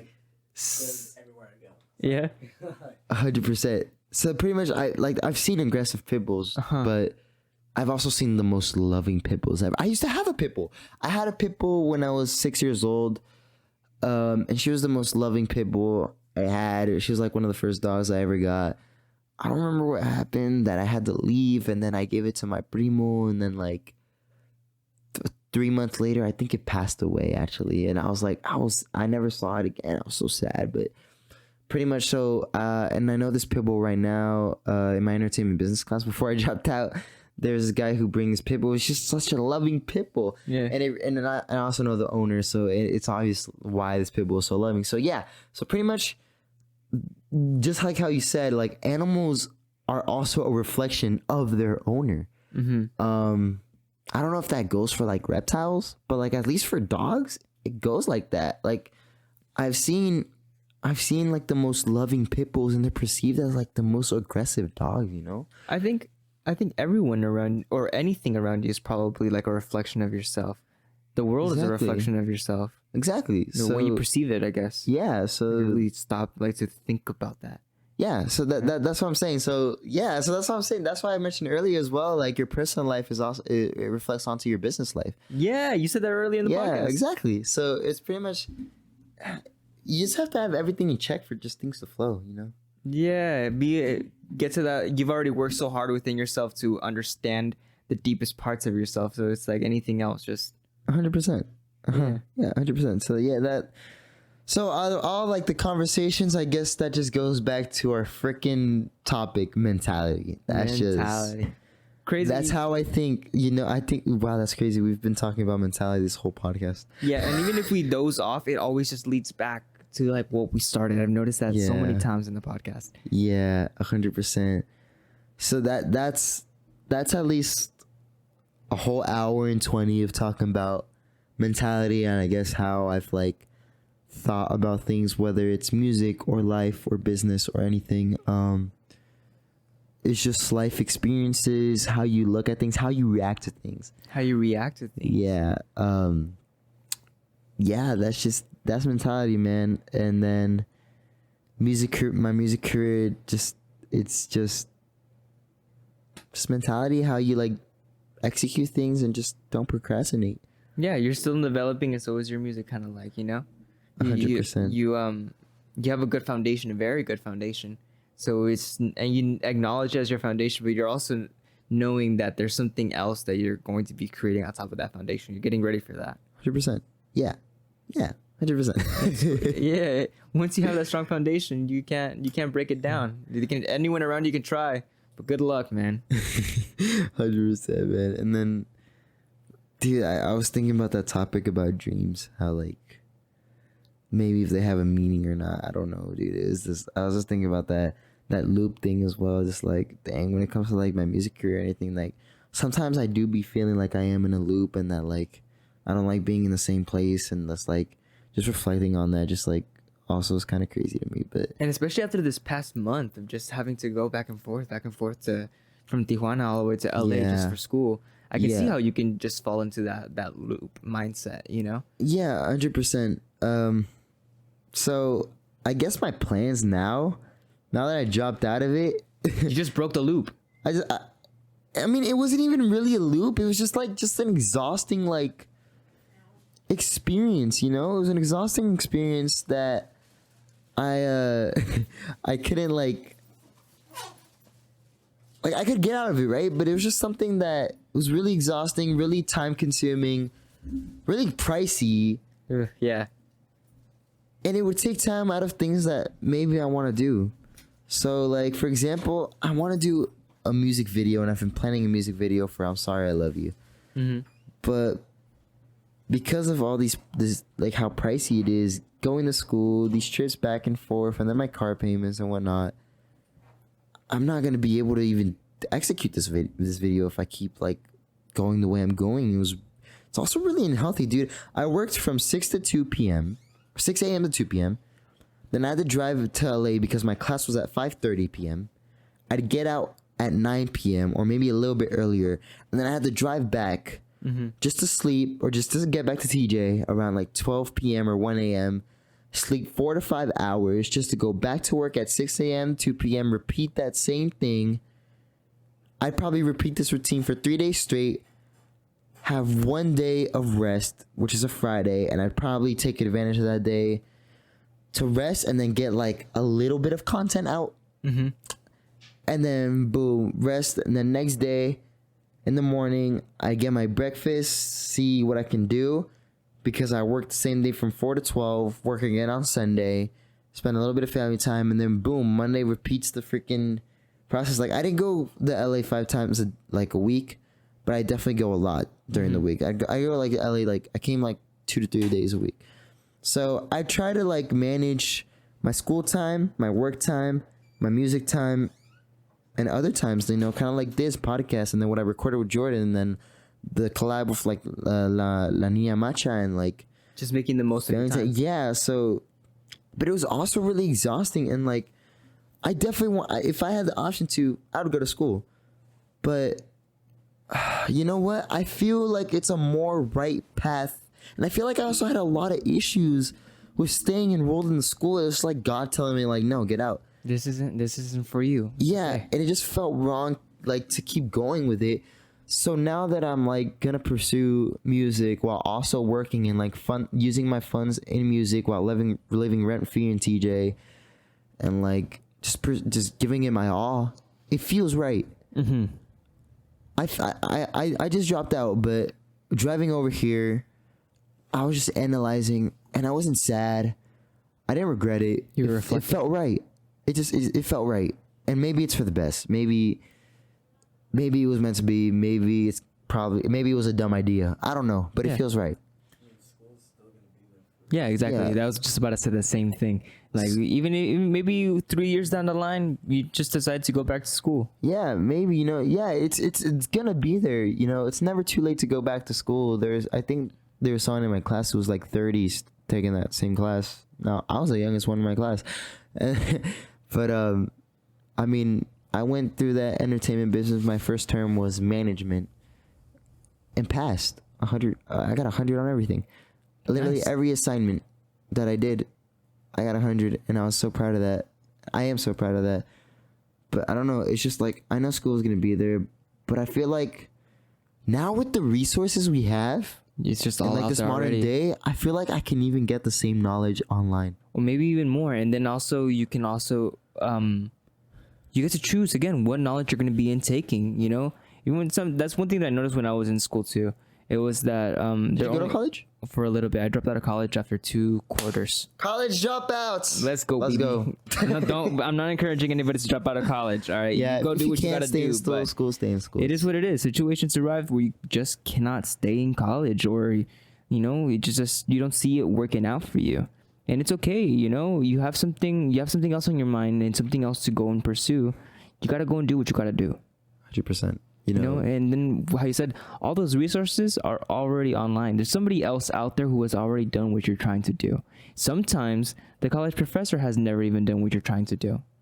Yeah. So it's like a business professor trying to teach you how to do a business, but they've don't never even have even a ran a business of their successful own. business. You know what I mean? That's why I didn't.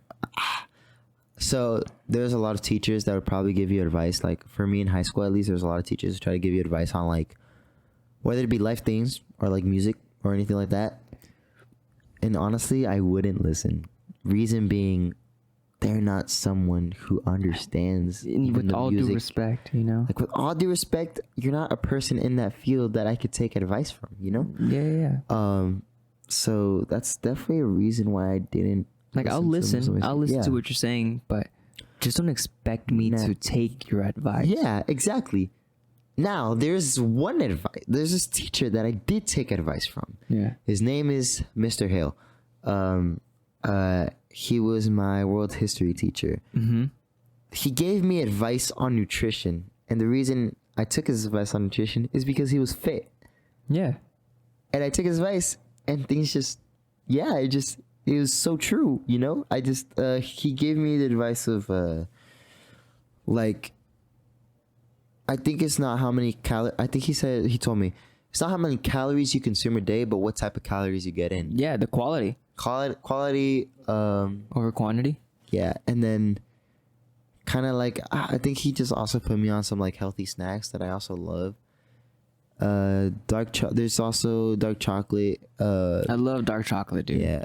So Hershey's dark chocolate is actually unhealthy, but I heard that almost every single chocolate that they sell, like in a big company, it's unhealthy. Like if you compare, I heard this the other day that they tried to compare it to like chocolate from other countries, and every single person in another country says American chocolate is the nastiest thing that I have ever tried, ever. 100%. That's insane. And then I would say, okay, so I had a teacher, my Spanish teacher actually. Okay. My AP Spanish teacher from high school, she was basically saying that like she doesn't eat chocolate. She only eats chocolates from certain like you said, imported chocolates from different places, not Americanized, because it was stated, and they've done investigations and everything that like the org trafficking or child trafficking or any of that, they put them to work to make chocolate like Hershey's or like Americanized chocolate. Wow. Yeah, so that's why I never knew that. Yeah, I thought you were gonna say something about like the ingredients or the amount of sugar or something. Yeah. What? Yeah. I'm not saying Hershey's does it, but I know like some Americanized, chocolates do that. Yeah. Like milk chocolate. That's why she only eats the dark chocolate from like certain brands. Mm-hmm. You know what I mean? That's not even American. Yeah. It's like other countries. Have you seen that movie, the new movie that's come out, The Sound of Freedom? No. I've heard of it. I haven't. It's because I try to bring it up on the podcast a little bit more often because I do want to, like, I guess make people more aware in a way. Yeah. But like 100%. if you try to go and watch it in a movie theater, they'll try something to not let you watch it. I've heard stories of they raise the temperature or turn off the AC in the movie theater while they're trying to watch it, so everybody's just freaking sweating and hot, and Jesus. or that the projector doesn't work, so you guys are not going to be able, or the speakers, the sound doesn't work, so you're going to be watching the movie but with no sound. So I watched it on my phone. The movie's insane. It's so hard to believe that this is going on especially in the United States. But like I'll bring up this fact over and over again. $162 billion is what the market gets every single year from child sex trafficking. Damn. The United States is the #1 consumer of child sex trafficking.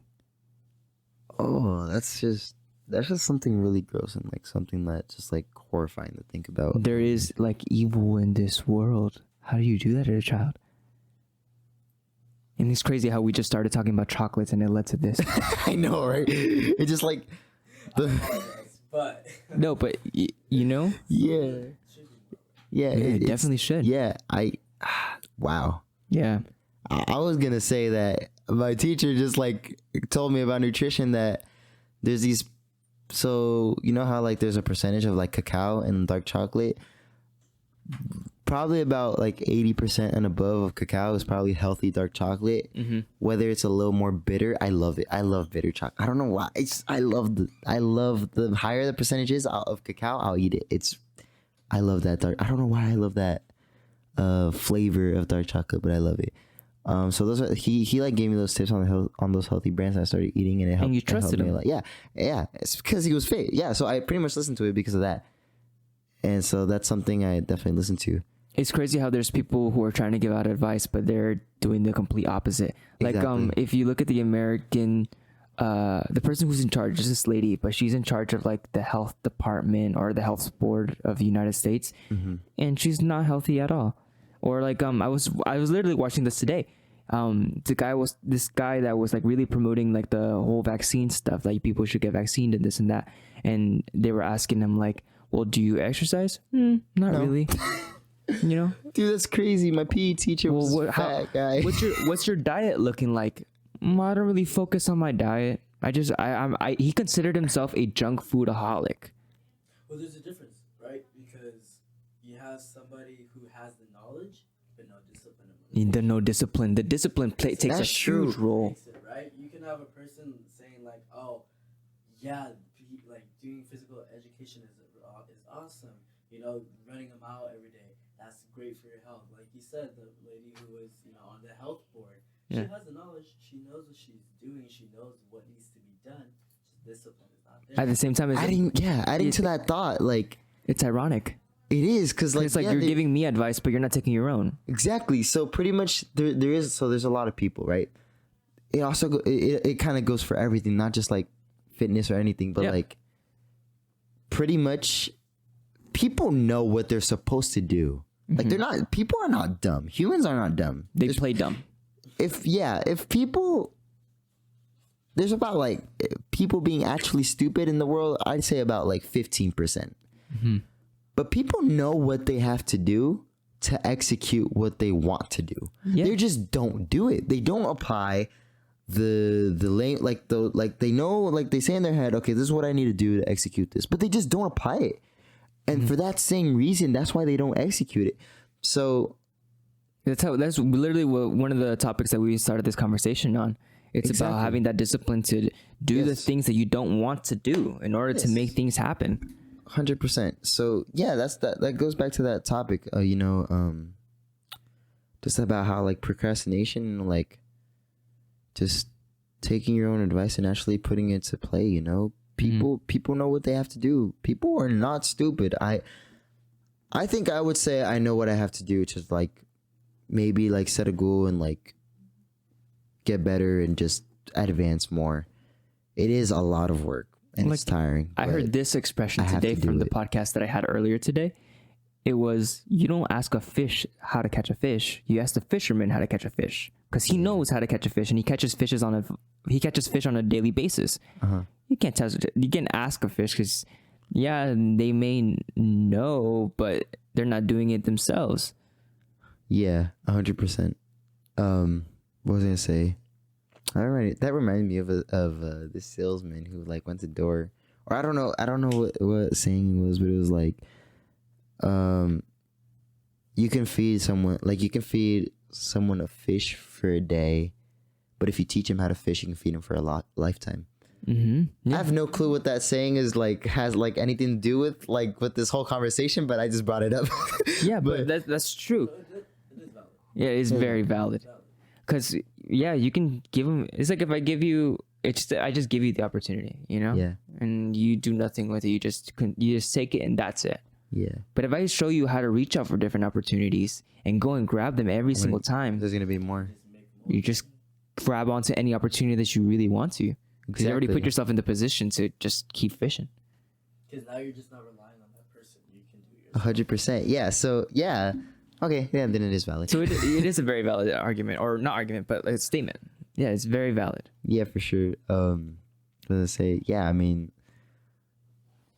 pretty much. What was our topic? Going back to that, it was It all just goes back to mentality. To be honest with you, that's like one of the main topics of this podcast. That's this whole topic. But it's a good topic. It is a good topic. It's crazy how much you can like get out of also, and like how much you can connect it to. Like, I feel like mentality is just everything. So that's why I think that's why we've been talking about it. It's just everything. It goes into music career, your life really. I mean, we've talked about life, but life is also just mentality. Depression is a mental state, if you're depressed, it's probably because your body is saying, I saw this today, actually. It's your depression is your body saying, F you, get me out of like this, like it's screaming for help. Yes, exactly. You've played a person you're not for so long, and you need to your body's just telling you to get out of it. Yeah, help me. Yes, help me get out. Find a change. I would say, I think I went into depression when I was like really lonely, and like I had problems with my mom, and then there was like this like stage of like my family situation that I just couldn't really control. Mm-hmm. And then, you know, I live with my mom, and then things got kind of like bad. And then I was just in this depression state. I was in 2020 actually. And I just had to go on class online, kind of like pretend everything was okay, but I'm not okay. I don't think I had a phone that time, because I had an iPhone 10, but I dropped it in the pool. Oh wow, that's And then I used my mom's old 6 Plus for like 8 months. It was the worst thing ever. Things happened. It was not fun. Yeah. Really bad mental state. And then once you kind of just like snap out of it and just start doing things yourself and say, you know what, I'm going to do this the best way I can and just keep grinding it out, and, you know, say F depression, you know, it changes you completely. I feel like a lot of people still do cling on to the idea of defending the depression. Yeah, 100%. You know, it may not be like in the literal sense of depression, but I'm talking about like something that's bad for you, you know, something that's not really benefiting you and it's only making you feel worse or making you do worse, you know, but they cling on to the idea, and it's like, well, I'm going through it. This is what's happening. It's like, well, you need to stop defending it. It's like, dude, people used to like, it's gonna sound bad, but like in middle school, I think not only I'm kind of victim of it, but I think people used to flex about being depressed. yeah. It's weird. It's like, you're not depressed, I'm depressed, but like, why would you flex that? Yeah, you know? And that's like, I would say I got out of depression maybe like, I want to say I lasted with a good depression for about like 8 months, around there, 2020 to like 2021 maybe. And then I probably got out of that state maybe a little bit at the start of my first relationship. I was still a little bit depressed because of how everything was going. After that, I was just set, kept my mentality, kept advancing, and I think that's what gets you out of a depression, just by doing. Yeah, just by doing action. And then not falling back into that same hole. I think it's also that same fear of falling back into the same hole that's like led me to like keep going and like not want to go back. I can't. I'm not going to tolerate that, you know? So yeah, I could say I've had like 2 or 3 years, no depression. Of course I've cried in these last 3 years. Yeah. You know? Everyone has their bad days. It's not that you're never going to be depressed. Like everyone goes through their sad days, but the whole thing of depression, it's like kind of consistent. It's just like, people. I feel like people, how I said, they protect their depression. You know, they want to cling onto it because it at the same time gives them an excuse to not do things. Exactly. They use it as an excuse to get out of their responsibilities and their duties that they need to accomplish. But by you not doing those responsibilities and accomplishments, you feel even worse. It's like, I did nothing. I feel 100%. Even worse now. I'm so sad. I'm more depressed.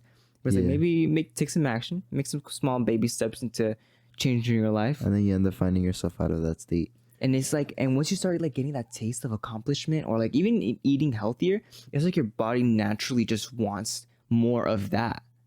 100%. Yeah. Go back to discipline. Yeah. Yeah. Perfectly said. Perfect example.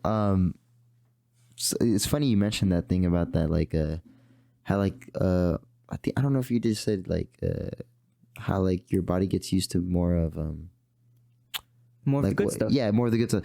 That's funny I mentioned. So pretty much I used to be like this person who loved eating junk food like every day, and loved like, whether it was like a lot of Skittles or a lot of Takis or like a lot of, are so good. Dude, Takis are so good.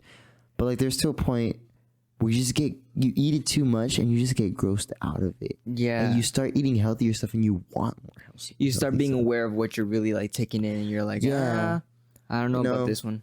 That's what I've like, I guess, done in these past few years. I've definitely been more aware of what I'm taking in, you know, when it comes to, at least with the eating. You know, I haven't ate. I'm not gonna lie. I'm probably gonna go get a Takis bag after this, but I haven't eaten Takis in like, your mind now. Yeah, I haven't eaten a Takis bag in like a while now. I'm not gonna lie. Like thinking about it, I haven't eaten in a while like that. But yeah, Takis are really good. I love my chips. But I haven't had them in a while either. Junk food has a lot of toxins. Yeah, a lot of chemicals, a lot of coloring. 100%. When you start to eat healthier, it's detoxifies you. I don't know. You literally detoxifies yourself. Detoxifies yourself, and people Yeah. are like, you just feel clean after that. Yeah. Yeah. And it's, I guess, I don't know if it's like a chemical, I wouldn't say anything like that because I don't know. But it's like you have all these things and they're making you feel good because, like, I guess in a way you get that sense of achievement that because you're full, but you're lying to yourself because you're full of something bad. 100%. Yeah. Oh, yes, dude.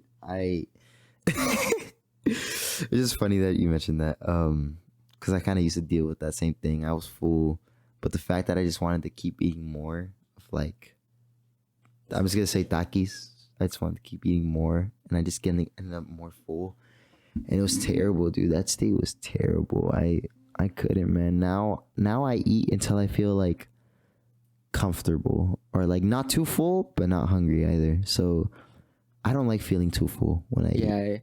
It's funny that we're on topic on food now, but yeah, I because like you can tie that back in. You were saying it perfectly. Yes. You know, you get so comfortable with getting full off of bad stuff. We were talking about depression at first. You get so full off of, you know, just constantly consuming all those bad things that you start getting used to it and think that this is what's getting me. This is what's supposed to be getting me full. Yeah. But you start making those changes and stop defending that thing that you've been craving or holding on to this entire time. Make those changes to something better or something more beneficial towards you, and your body starts rejecting the bad stuff automatically. Yeah, 100%. So that's pretty much, that's what I was saying. So the smallest changes is what makes like the biggest difference. The biggest differences. The small little changes, the small little habits that you change in your life is definitely what makes you, what like changes you the most. I guess I've that's something I've realized, and it's made life even easier for me. Yeah. You know, like Do things right. no, it's mostly just like noticing how small things affect you. Mm-hmm. It's crazy because you would think like, you know, oh, it's such a small thing, it probably doesn't affect.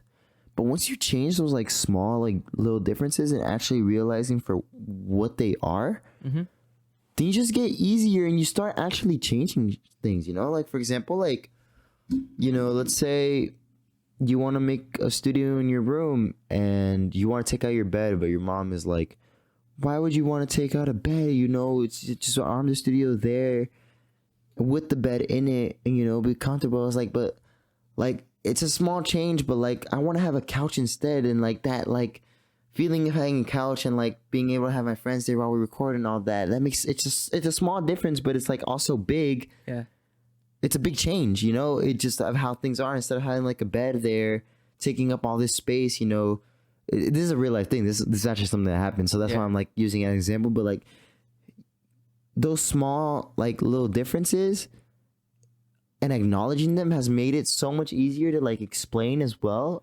And like mentioning how big of a change it makes, you know. You have to sacrifice the things that make you feel good. You have to sacrifice your comfort sometimes for the bigger picture. And I feel like that's something that we have to be, I guess, promoting within our friends a lot more. As hard as it is, you have to stay disciplined as much as you can. Yeah, dude. I probably canceled like, what is it today, Friday? Yeah. Oh no, Thursday. So yesterday I canceled like 3 friends on plans, including him actually. I can't just to get some rest, dude. I didn't sleep for like, I didn't sleep like this whole week. I probably like adding up the hours I slept this whole week, I'd probably say like out of all the hours you should get at night and the days there are in a week, I'd probably say I slept like 12 hours. In the entire week? The entire week, yeah. Did you know that you were going to drop out of college today? No. No? You just went and did it? Yeah. How did that go? Like, how did you... So pretty much, I got the call saying that there's still this issue with my social security card and that it had to be resolved like this and by this day. And if we do resolve this day, you owe one payment and then this is a monthly payment. Then you have to have this loan so that you can add, and then this financial aid only covers this, and then the loan's going to cover this. On top of that, I had a monthly plan of payments on top of the ones I already have I have for payments. So I was like, dude, this is going to be too much. I don't. I've already done, and this has been going on for weeks. Yeah. I've already done everything I can do to fix this problem, and somehow it is still a problem. Yeah. And I was like, if it's such a problem, and I've tried everything to resolve it, is this like God telling me, is like, this isn't gonna work out? Stop. Like, I'm putting these obstacles for a reason, you know. Mm-hmm. And one thing that I've told myself before, or that I felt like, because I remember how I was telling you I was going through it. It was that it's like, how do I figure out this problem? I said it before in the podcast. How do I figure out this problem? And I kept asking. You know, I don't know. I've tried everything. I've thought of so many different ways to figure it out, and I haven't come up with a single solution. What do I do? And it was more like, understand that the problem isn't really a problem. You're just making it one. Yeah. You know? So, and by you understanding and like trying to like fully understand that, you know, I'll figure out the rest for you. But you just have to be willing to understand that there's nothing to worry about. So that's the thing. I was like, you know, I started thinking about the pros and cons of like staying in school and not staying in school. And I guess not staying just felt so right and less just like money and time consuming, you know. And you saw more pros than cons? I saw way more pros and cons, dude. Like, honestly, to go to school comfortably, like, and actually getting there on time, not wasting gas or mileage, I'd have to move out to LA. And with my salary right now, I cannot afford that. And plus, with my car payments and whatnot, I cannot afford that. I'm not afraid to admit it. You know, dude, people, trust me, you're not the only one, bro. Almost everybody here is going through that same. I have to be real, dude. Like, honestly, like, people think it's hard because you're an artist or because you're a model or because you're like anything.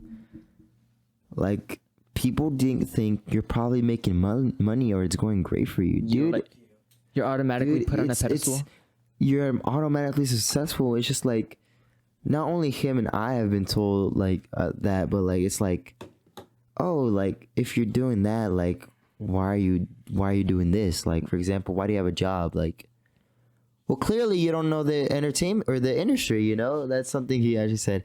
But yeah, so it's like, clearly you don't know the industry, you know. You have not been in this industry. You don't have the knowledge of what it takes, and you don't even have the knowledge that you're probably going to be spending more at the start of your career than what you're actually going to make once you're actually successful. Mm-hmm. I mean, even then, you know, the girl group TLC, the girls who sing No Scrubs. Yeah. Yeah. I don't want no scrub. No girl that can't get no love from me. Yeah, even during the peak of the career, they sold so many albums, broke so many records, and they have said it themselves that, yeah, on live TV during an interview, that we are broke. They literally say that you can look at their interviews like, yes, we are broke. Yeah. You don't have the funds, you don't have the money. Yes, we sold so many songs, but We don't have profit, no gain, you know? Like, that's just how the industry is. It's crazy how the industry is, man. Why do you think actors, I mean, I'm going on strike, like actors are going on strike. Mm-hmm. Yeah, actors are going on strike right now. Like, dude, my school was in Hollywood, and people are just going on strike in the middle of Hollywood, dude. Really? Yeah, they're just in the middle of Hollywood, just going on strike. I saw it, bro. I was like, damn, people are going on strike in the most popular industry that is assumed to make the most money, which if you're successful, it does. But you have to be like Bad Bunny successful or like Drake successful. Part of that 1%. You have to be A-list, like tier A-list, like Ariana Grande, to actually make a really good profit and actually live like these artists you see online. And a lot of artists that are upcoming are fake. Some of them actually fake like a lot of things they like pretend to have. They play a persona? Know? Yeah, they play a persona that is not real. And that's something I'm trying to avoid. So pretty much, I mean, I don't know. Or maybe like there is artists that probably live it, you know, that do like that don't play a persona and that like authenticity. Sometimes it doesn't sell all that much, but I feel like it's so much more appreciated by people. Yeah, for sure. Like I'm not gonna go tell you like, oh, because I'm an artist, I'm riding in a Porsche, or like I'm like getting all this studio time, or just like living the best life. No, yes, I am struggling, and though, I did just get a new car. The reason I got a new car is because I had to go to school and I have to get around, and I don't want to take my mom's car every time I have to get somewhere anymore. So I did get a car, and I happened to find a better deal with the car that's registered in 2024.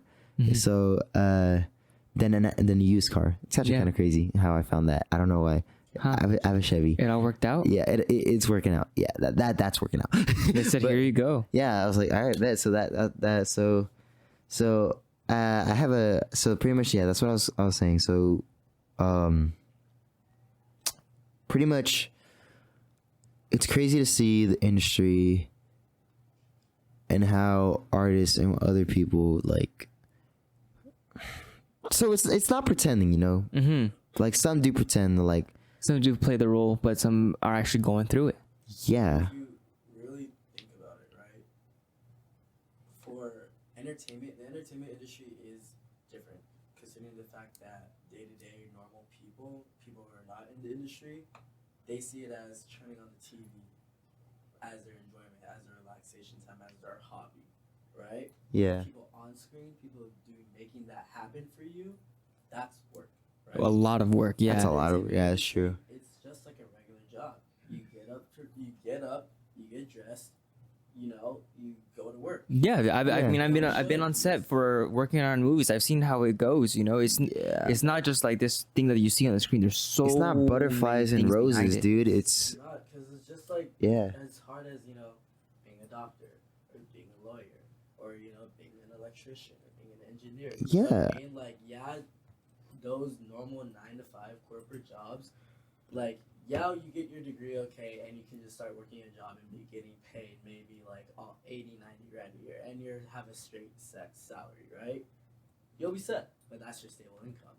Because why the entertainment industry is so hard, because yeah, we'll be struggling now, but it's gonna pay off at the end, right? Once you do make it, quote unquote, A-list, Ariana Grande, Beyonce type level, that's when the money will really hit it.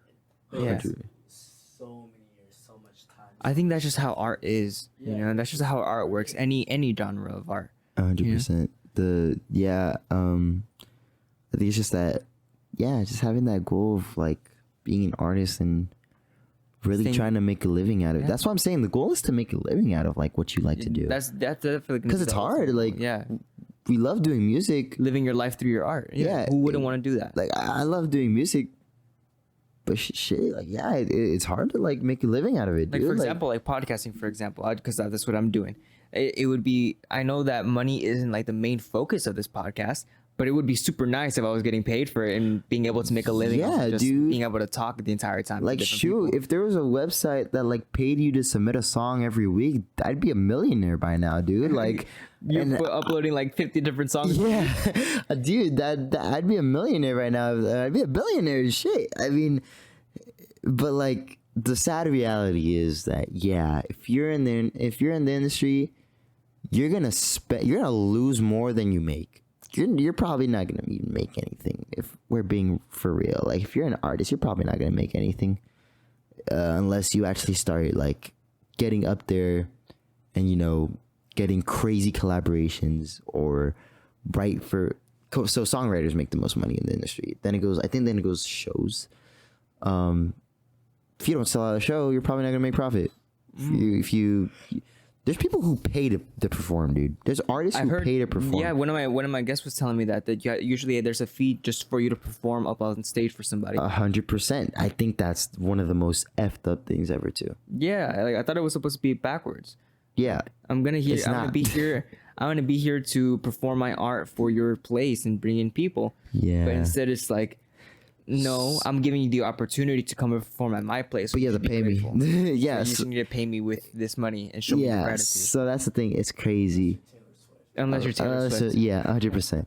Yeah, because like then now it would benefit. Like if you're Taylor Swift, then that would just benefit your venue. But like if you're the venue, you're just having an artist. Well, it won't benefit you, so you charge them. But like, so that's the thing. Pretty much just these artists are paying to perform. And it's crazy. Like, it would be fair if the venue had like a full out show and you actually get to promote yourself as an artist. Yeah. But most of the times people don't even go to these shows, or maybe it's your friends, or maybe it's just like, and if they do 3 or 5 people, they like barely acknowledge the artist. They're just there because exactly. So like, I would rather pay to perform at like Rolling Loud, like a festival. Like, I'd rather pay to perform there with the secure audience. Like I know there's gonna be an audience there. I don't know, like whether it's 15 to 30 minutes, I'm gonna use my time there to really get my name out there and set myself and like set myself as an like an image as an artist, rather than like paying to perform, just like to sell these tickets on my own, struggle. That's why I'm not doing shows right now. I think that's where the confusion comes in. Rick Rubin, I bring him up all the time, you know? Yeah. And he says art is not about a competition, it's about collaboration, you know? Yeah. And I feel like that's been kind of misguided in the whole industry, in any art aspect, whether it be performing with music or acting, or everyone's just competing against each other to get to the top, but they don't know how much bigger it can get if you guys make something really, really good together. Yes. You know what I mean? Dude. Yes.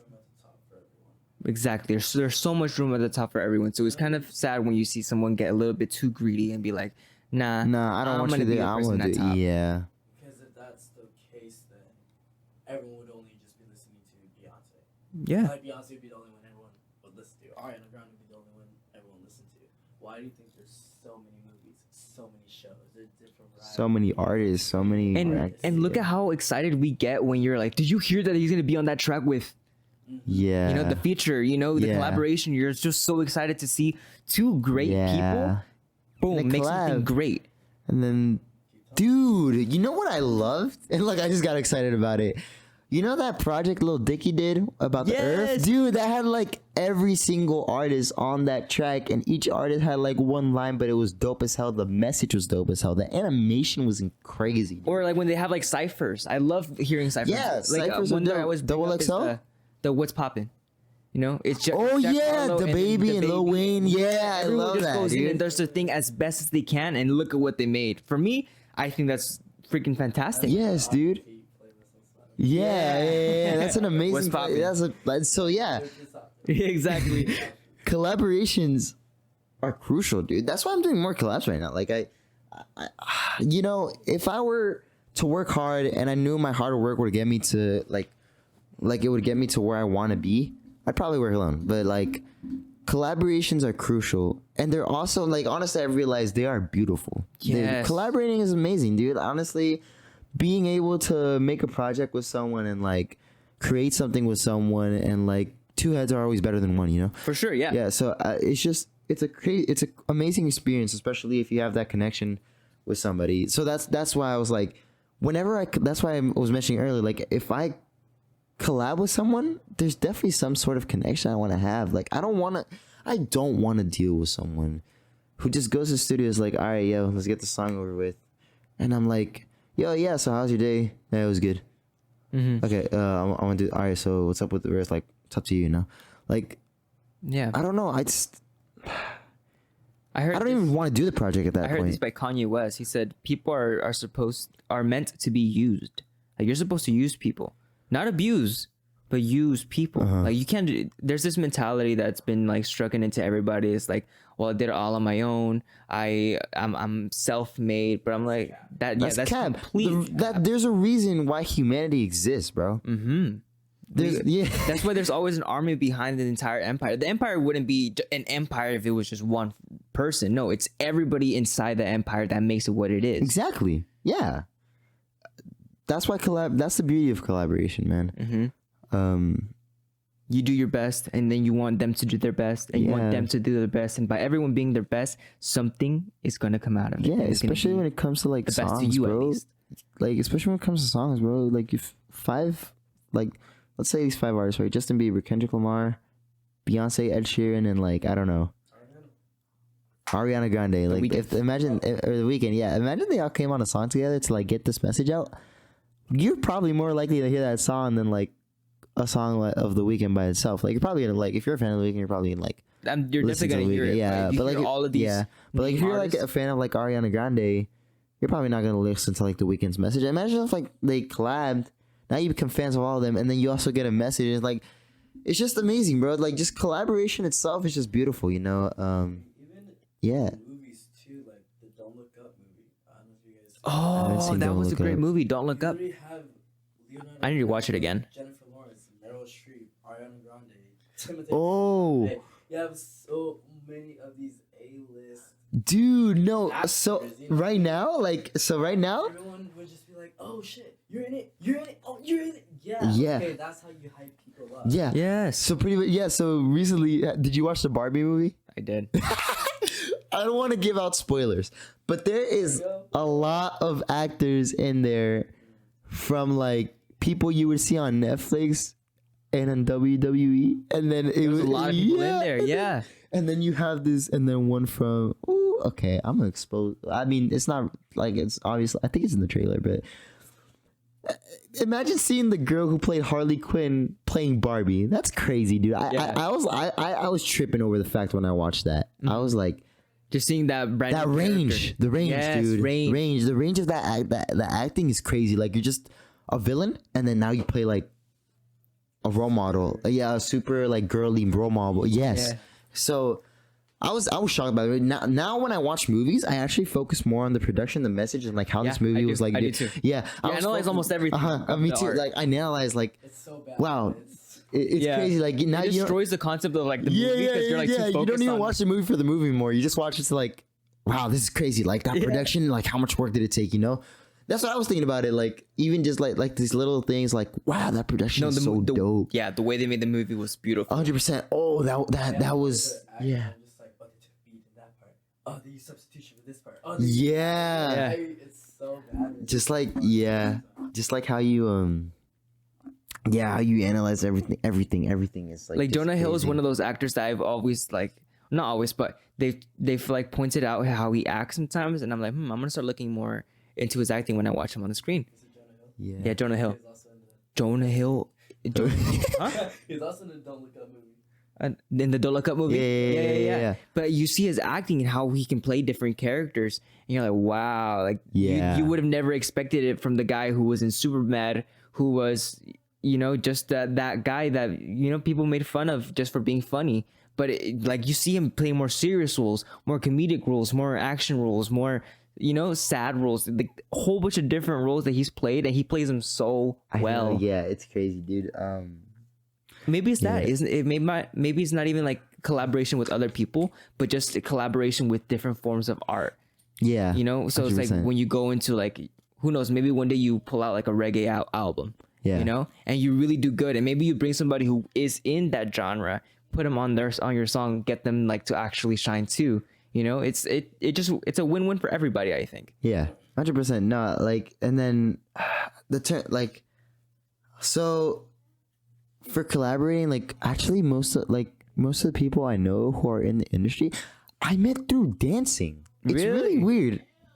Sorry, I started going to dance class in TJ, and started meeting a lot of people, like, who are either influencers on TikTok or who like just like do other things on the side. And it's like crazy how like I met people through this art, and then now we're doing this and like that. And that's why I go back to it. Like it's like collaboration is beautiful. Yeah. And you can find it anywhere, whether if you're in the industry or not. I think that's one of the reasons that I like podcasting too, because I get to talk to just so many different people from so many different lives. I treat like almost every single podcast like it's a different mind. You know? Because there's so many experiences that you've had. There's so many stories, so many bro. stories to be told, you know? So Yes. many experiences that you've lived that maybe nobody has ever heard. Yes. Or maybe you've never even told anybody before, or you've never even thought about.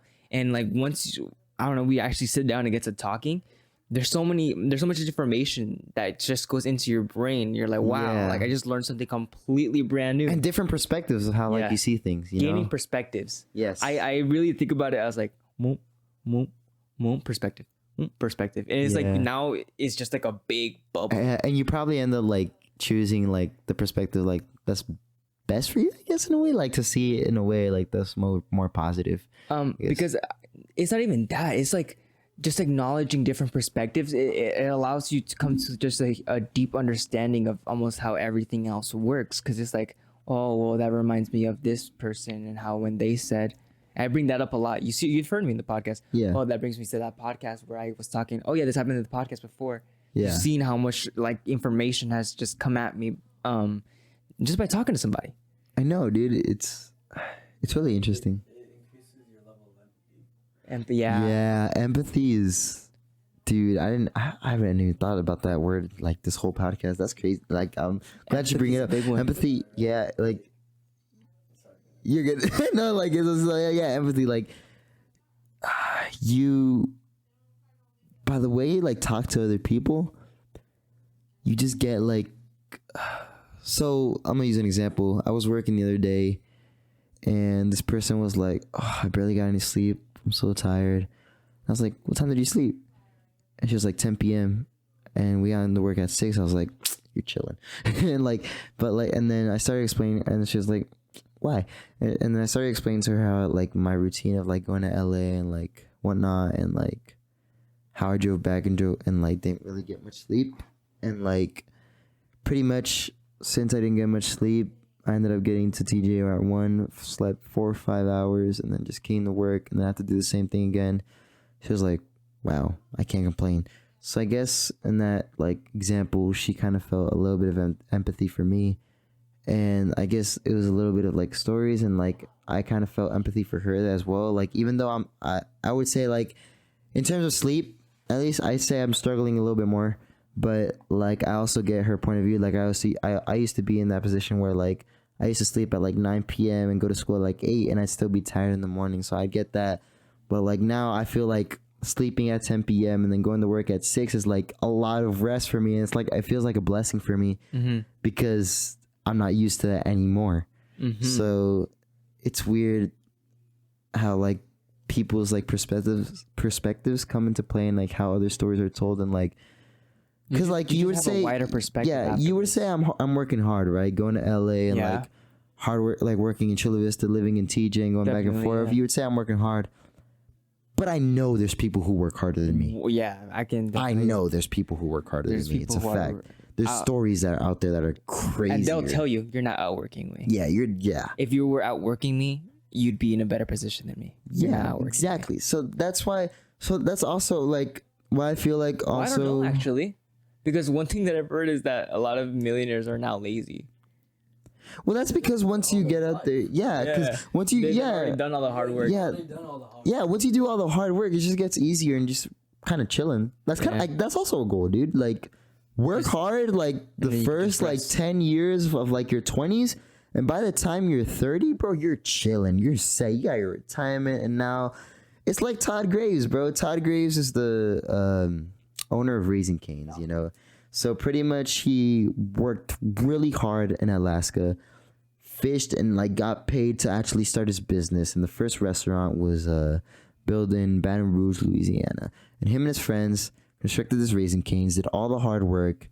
And now there's over like, I don't know how many restaurants in the United States, but I think the company, like the fast food restaurant, is over 3.5 billion now. And the people who are, it's growing fast. Yeah. And it's, I think, I don't know, how recently did it start? Like 1996 was when the first restaurant was open. So it's pretty recent. Yeah. Compared to like McDonald's and other. Like I think I tried Raising Cane's my freshman year of high school. That was the first time I ever heard about it, and I tried it that day. 100%. Yeah, so like. But I will say is that the one thing I can admire about that restaurant is their business plan. Their business plan is unlike any other business plan I've ever seen. Right? Yeah. Because they're different, right? You don't make bank. You don't make money by doing the same thing everyone else is doing. Because you're not going to get somewhere. You know what I mean? Yeah, you're just repeating the same thing. Repeating the same things. Yes, you can repeat their ideas. Yes, you can copy them. But copying their same game plan is not going to work for you. If you be different, be something that no one has thought about, be innovative, and also something that's authentic to you. Yeah. What was their game plan? What makes them so unique and authentic compared to every other fast food restaurant? I feel like it's more of their message and how they like the way they serve their customers, I would say.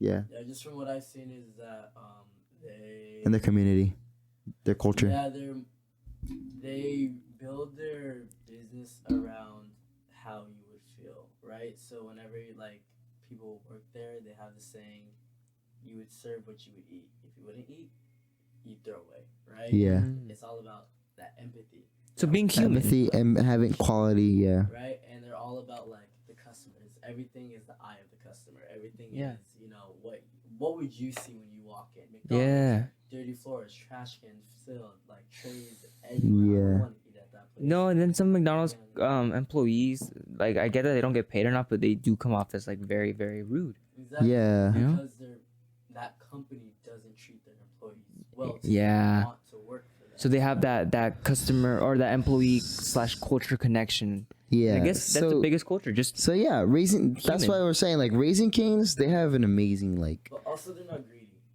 Yeah, they're also not. That's why Yeah. They're not. They are sales driven, profit smart, but they're not greedy. McDonald's, Burger King, Jack in the Box, McDonald's has the most real estate in the world, more than any person that's ever existed. Because they are greedy. That's Yeah. why they only Yeah. want more money for themselves. Yeah, Exactly. there's a McDonald's here. There's a McDonald's going down that freeway. There's a McDonald's Everywhere, Here, just there's like a McDonald's. Starbucks. Dude. There's Starbucks almost everywhere, and they put Yeah. them in the places where they can't afford Starbucks. Like, let's be honest. Yeah. You know, is paying $6 for a coffee. Like, you gotta have the money for it. So if you put it in a lower income community, like you're setting them up for failure. Dude, McDonald's even raised their prices, bro. Like to get like a small like cheeseburger with like some fries and a drink is like $21 for one person alone. Yeah. The last time I got McDonald's, that was my price. I ordered a cheeseburger with no pickles. You don't like pickles? I don't like pickles. I hate love pickles. I'm not lying. With some medium fries and a medium frappuccino, caramel frappuccino, $20. Yeah. I was like, damn. Like I was. I didn't even get full. I didn't even get full, bro. It'd be $8. Yeah. $8 when I was a kid. I know. Yeah, that used to. I mean, gas. Let's just. yeah. When I was born in Dude, 2001. okay, I don't want to jump into politics, but yeah, gas is just. Yeah, gas is. Go When I was ahead. born, gas was $1.40. That was in 2001. Look at the prices now. At one point, the How much was it? $1.40. $1.40 a gallon. That was when?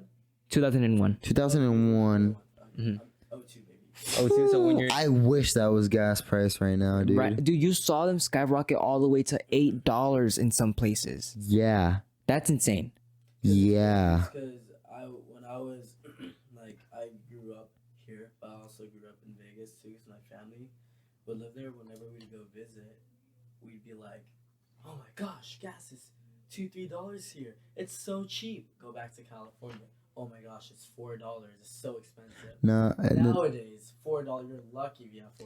worth of Dude, gas. during the Yeah. pandemic, I remember because nobody was going out, but I do remember this vivid memory of just going out to. I think I was going to get groceries or something, or pick up something for my mom, and I went out and I looked at the gas prices. The gas was at $2.32. That was only what 2 years ago, 3 years ago. Costco. yeah, dude. No, right now like for a gallon, I'm probably paying 5.5. Dude, and now you Each fill up your like back then my car used to take $35 to fill up all the way. In order for me to fill up my car now, it's like $80 to $90. Yeah, mine's like 100 and something. It more than doubled in price to fill up my car. My car has not seen full. Like I haven't seen my car hit full in the longest of time, dog. And back then, it used to be full at all times. I filled my car up today with like 55. Just to get gas. Yeah, I used to get gas just. yeah. Well, I just wasted a quarter. I want to get it back full. Yeah. Exactly. Yeah. Yeah, so yeah, pretty much. And now it's like you wait for it to like tell you, "Hey, bro, I'm hungry. Yeah. Feed me, please." So yeah, I filled up my car today with like $55, but like all the way. And I'd say if gas prices were like they used to be, I'd probably fill it up with like 20. I'm not gonna lie, it's crazy how like the jump was having. But back to the topic I was saying about like pretty much once you've done the hard work, you're chilling after, right? So what I was like trying to say with Raising Cane's is like pretty much Todd Graves like did all the work. Now his company's worth $3.5 billion. Their business plan is crazy. Now people working hard are probably the managers at each restaurant. And Todd Graves has like he knows all about all his restaurants, right? But now he probably has like restaurants that he doesn't even know about, but like managers are like running it. You know, they're working hard. He's just there getting the money. I mean, over the past like what 2 or 3 years, they opened 2 brand new Canes here in Corona. Yeah, exactly. They're opening a lot of Canes right now. And so that's what I'm saying. So like a lot of canes are getting open. A lot of people, like the people there, are actually like working hard for it. And I think Tyrese is just getting the money at this point. Like he's chilling. See, here's the thing. I was reading about, on Tyrese, and during COVID, he stopped collecting his checks. Because he knew that everyone else needed him more. Exactly. And he was like, okay, well, I'm going to just give you mine because of the pandemic, you know what I mean? It's like, I know what it is to be human in that situation, you know? Yeah. He puts himself in other people's shoes. Exactly, because he was there. Yes. He was there. He experienced it. That's why he went to the point of empathy. If you lived it, if you experienced it, you would understand. Yeah. Yeah, I feel like we forget that a lot because and especially like when, again, I don't want to get into politics. That I've already gotten enough into that today, like earlier in the podcast. I would, but because of the audience and like whatnot, like I don't really want to like have people like. I feel like we can definitely go into it a lot more in a different one, but like, I feel like I feel like we just forgot what it is to just simply be a human. Treat people with kindness. 100%. You wouldn't want the golden rule. Treat people the way you want to be treated. Yeah.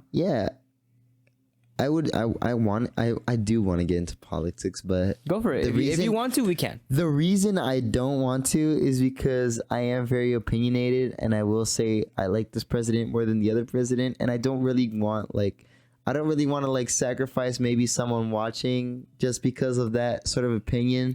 Like I may have like the maturity to say like, oh, I respect that opinion. Like I'm not gonna think different about you. Like you're dope, right? I don't agree with it, but you're awesome, and I still want to be friends. But maybe other people don't have like the same reaction, right? So so people are really people sensitive. have become very sensitive these days. So pretty much people are really sensitive, and that's also why I'm like a little bit more cautious of like. What'd you say? Yeah, I get that part too, but I think that's one thing that will eventually break down. Just I don't know. This is just opinions and thoughts, and that's the only way we're gonna be seeing like better things come. By just simply laying it all on the table and see what we can make out of it. 100%. Yeah. So we've been talking for 2 hours and 53 minutes. Wait, you're telling me this has been a 3-hour podcast? Almost, yeah. And honestly, we honestly could have gone a lot longer. I could go longer, but for the sake of the audience and my editing and your editing, yeah. Okay. I feel like it's a good place to stop. I feel like we can have another podcast in the future and just completely go into it even more. 100%. Yeah. Yeah, man. Thanks for coming on. Thank you so much for having me, dude. This was dope. I'm glad you made time to like actually come. Oh yeah, dude. Definitely. All the way from Tijuana. That's insane. Tijuana, and I do it again, man. Different country, guys. A different country. Dude, no, I was talking to someone. Think about that for a second. People are coming from different countries to be on the Kickback Podcast, baby. Yes, sir. It's like a 3-hour drive.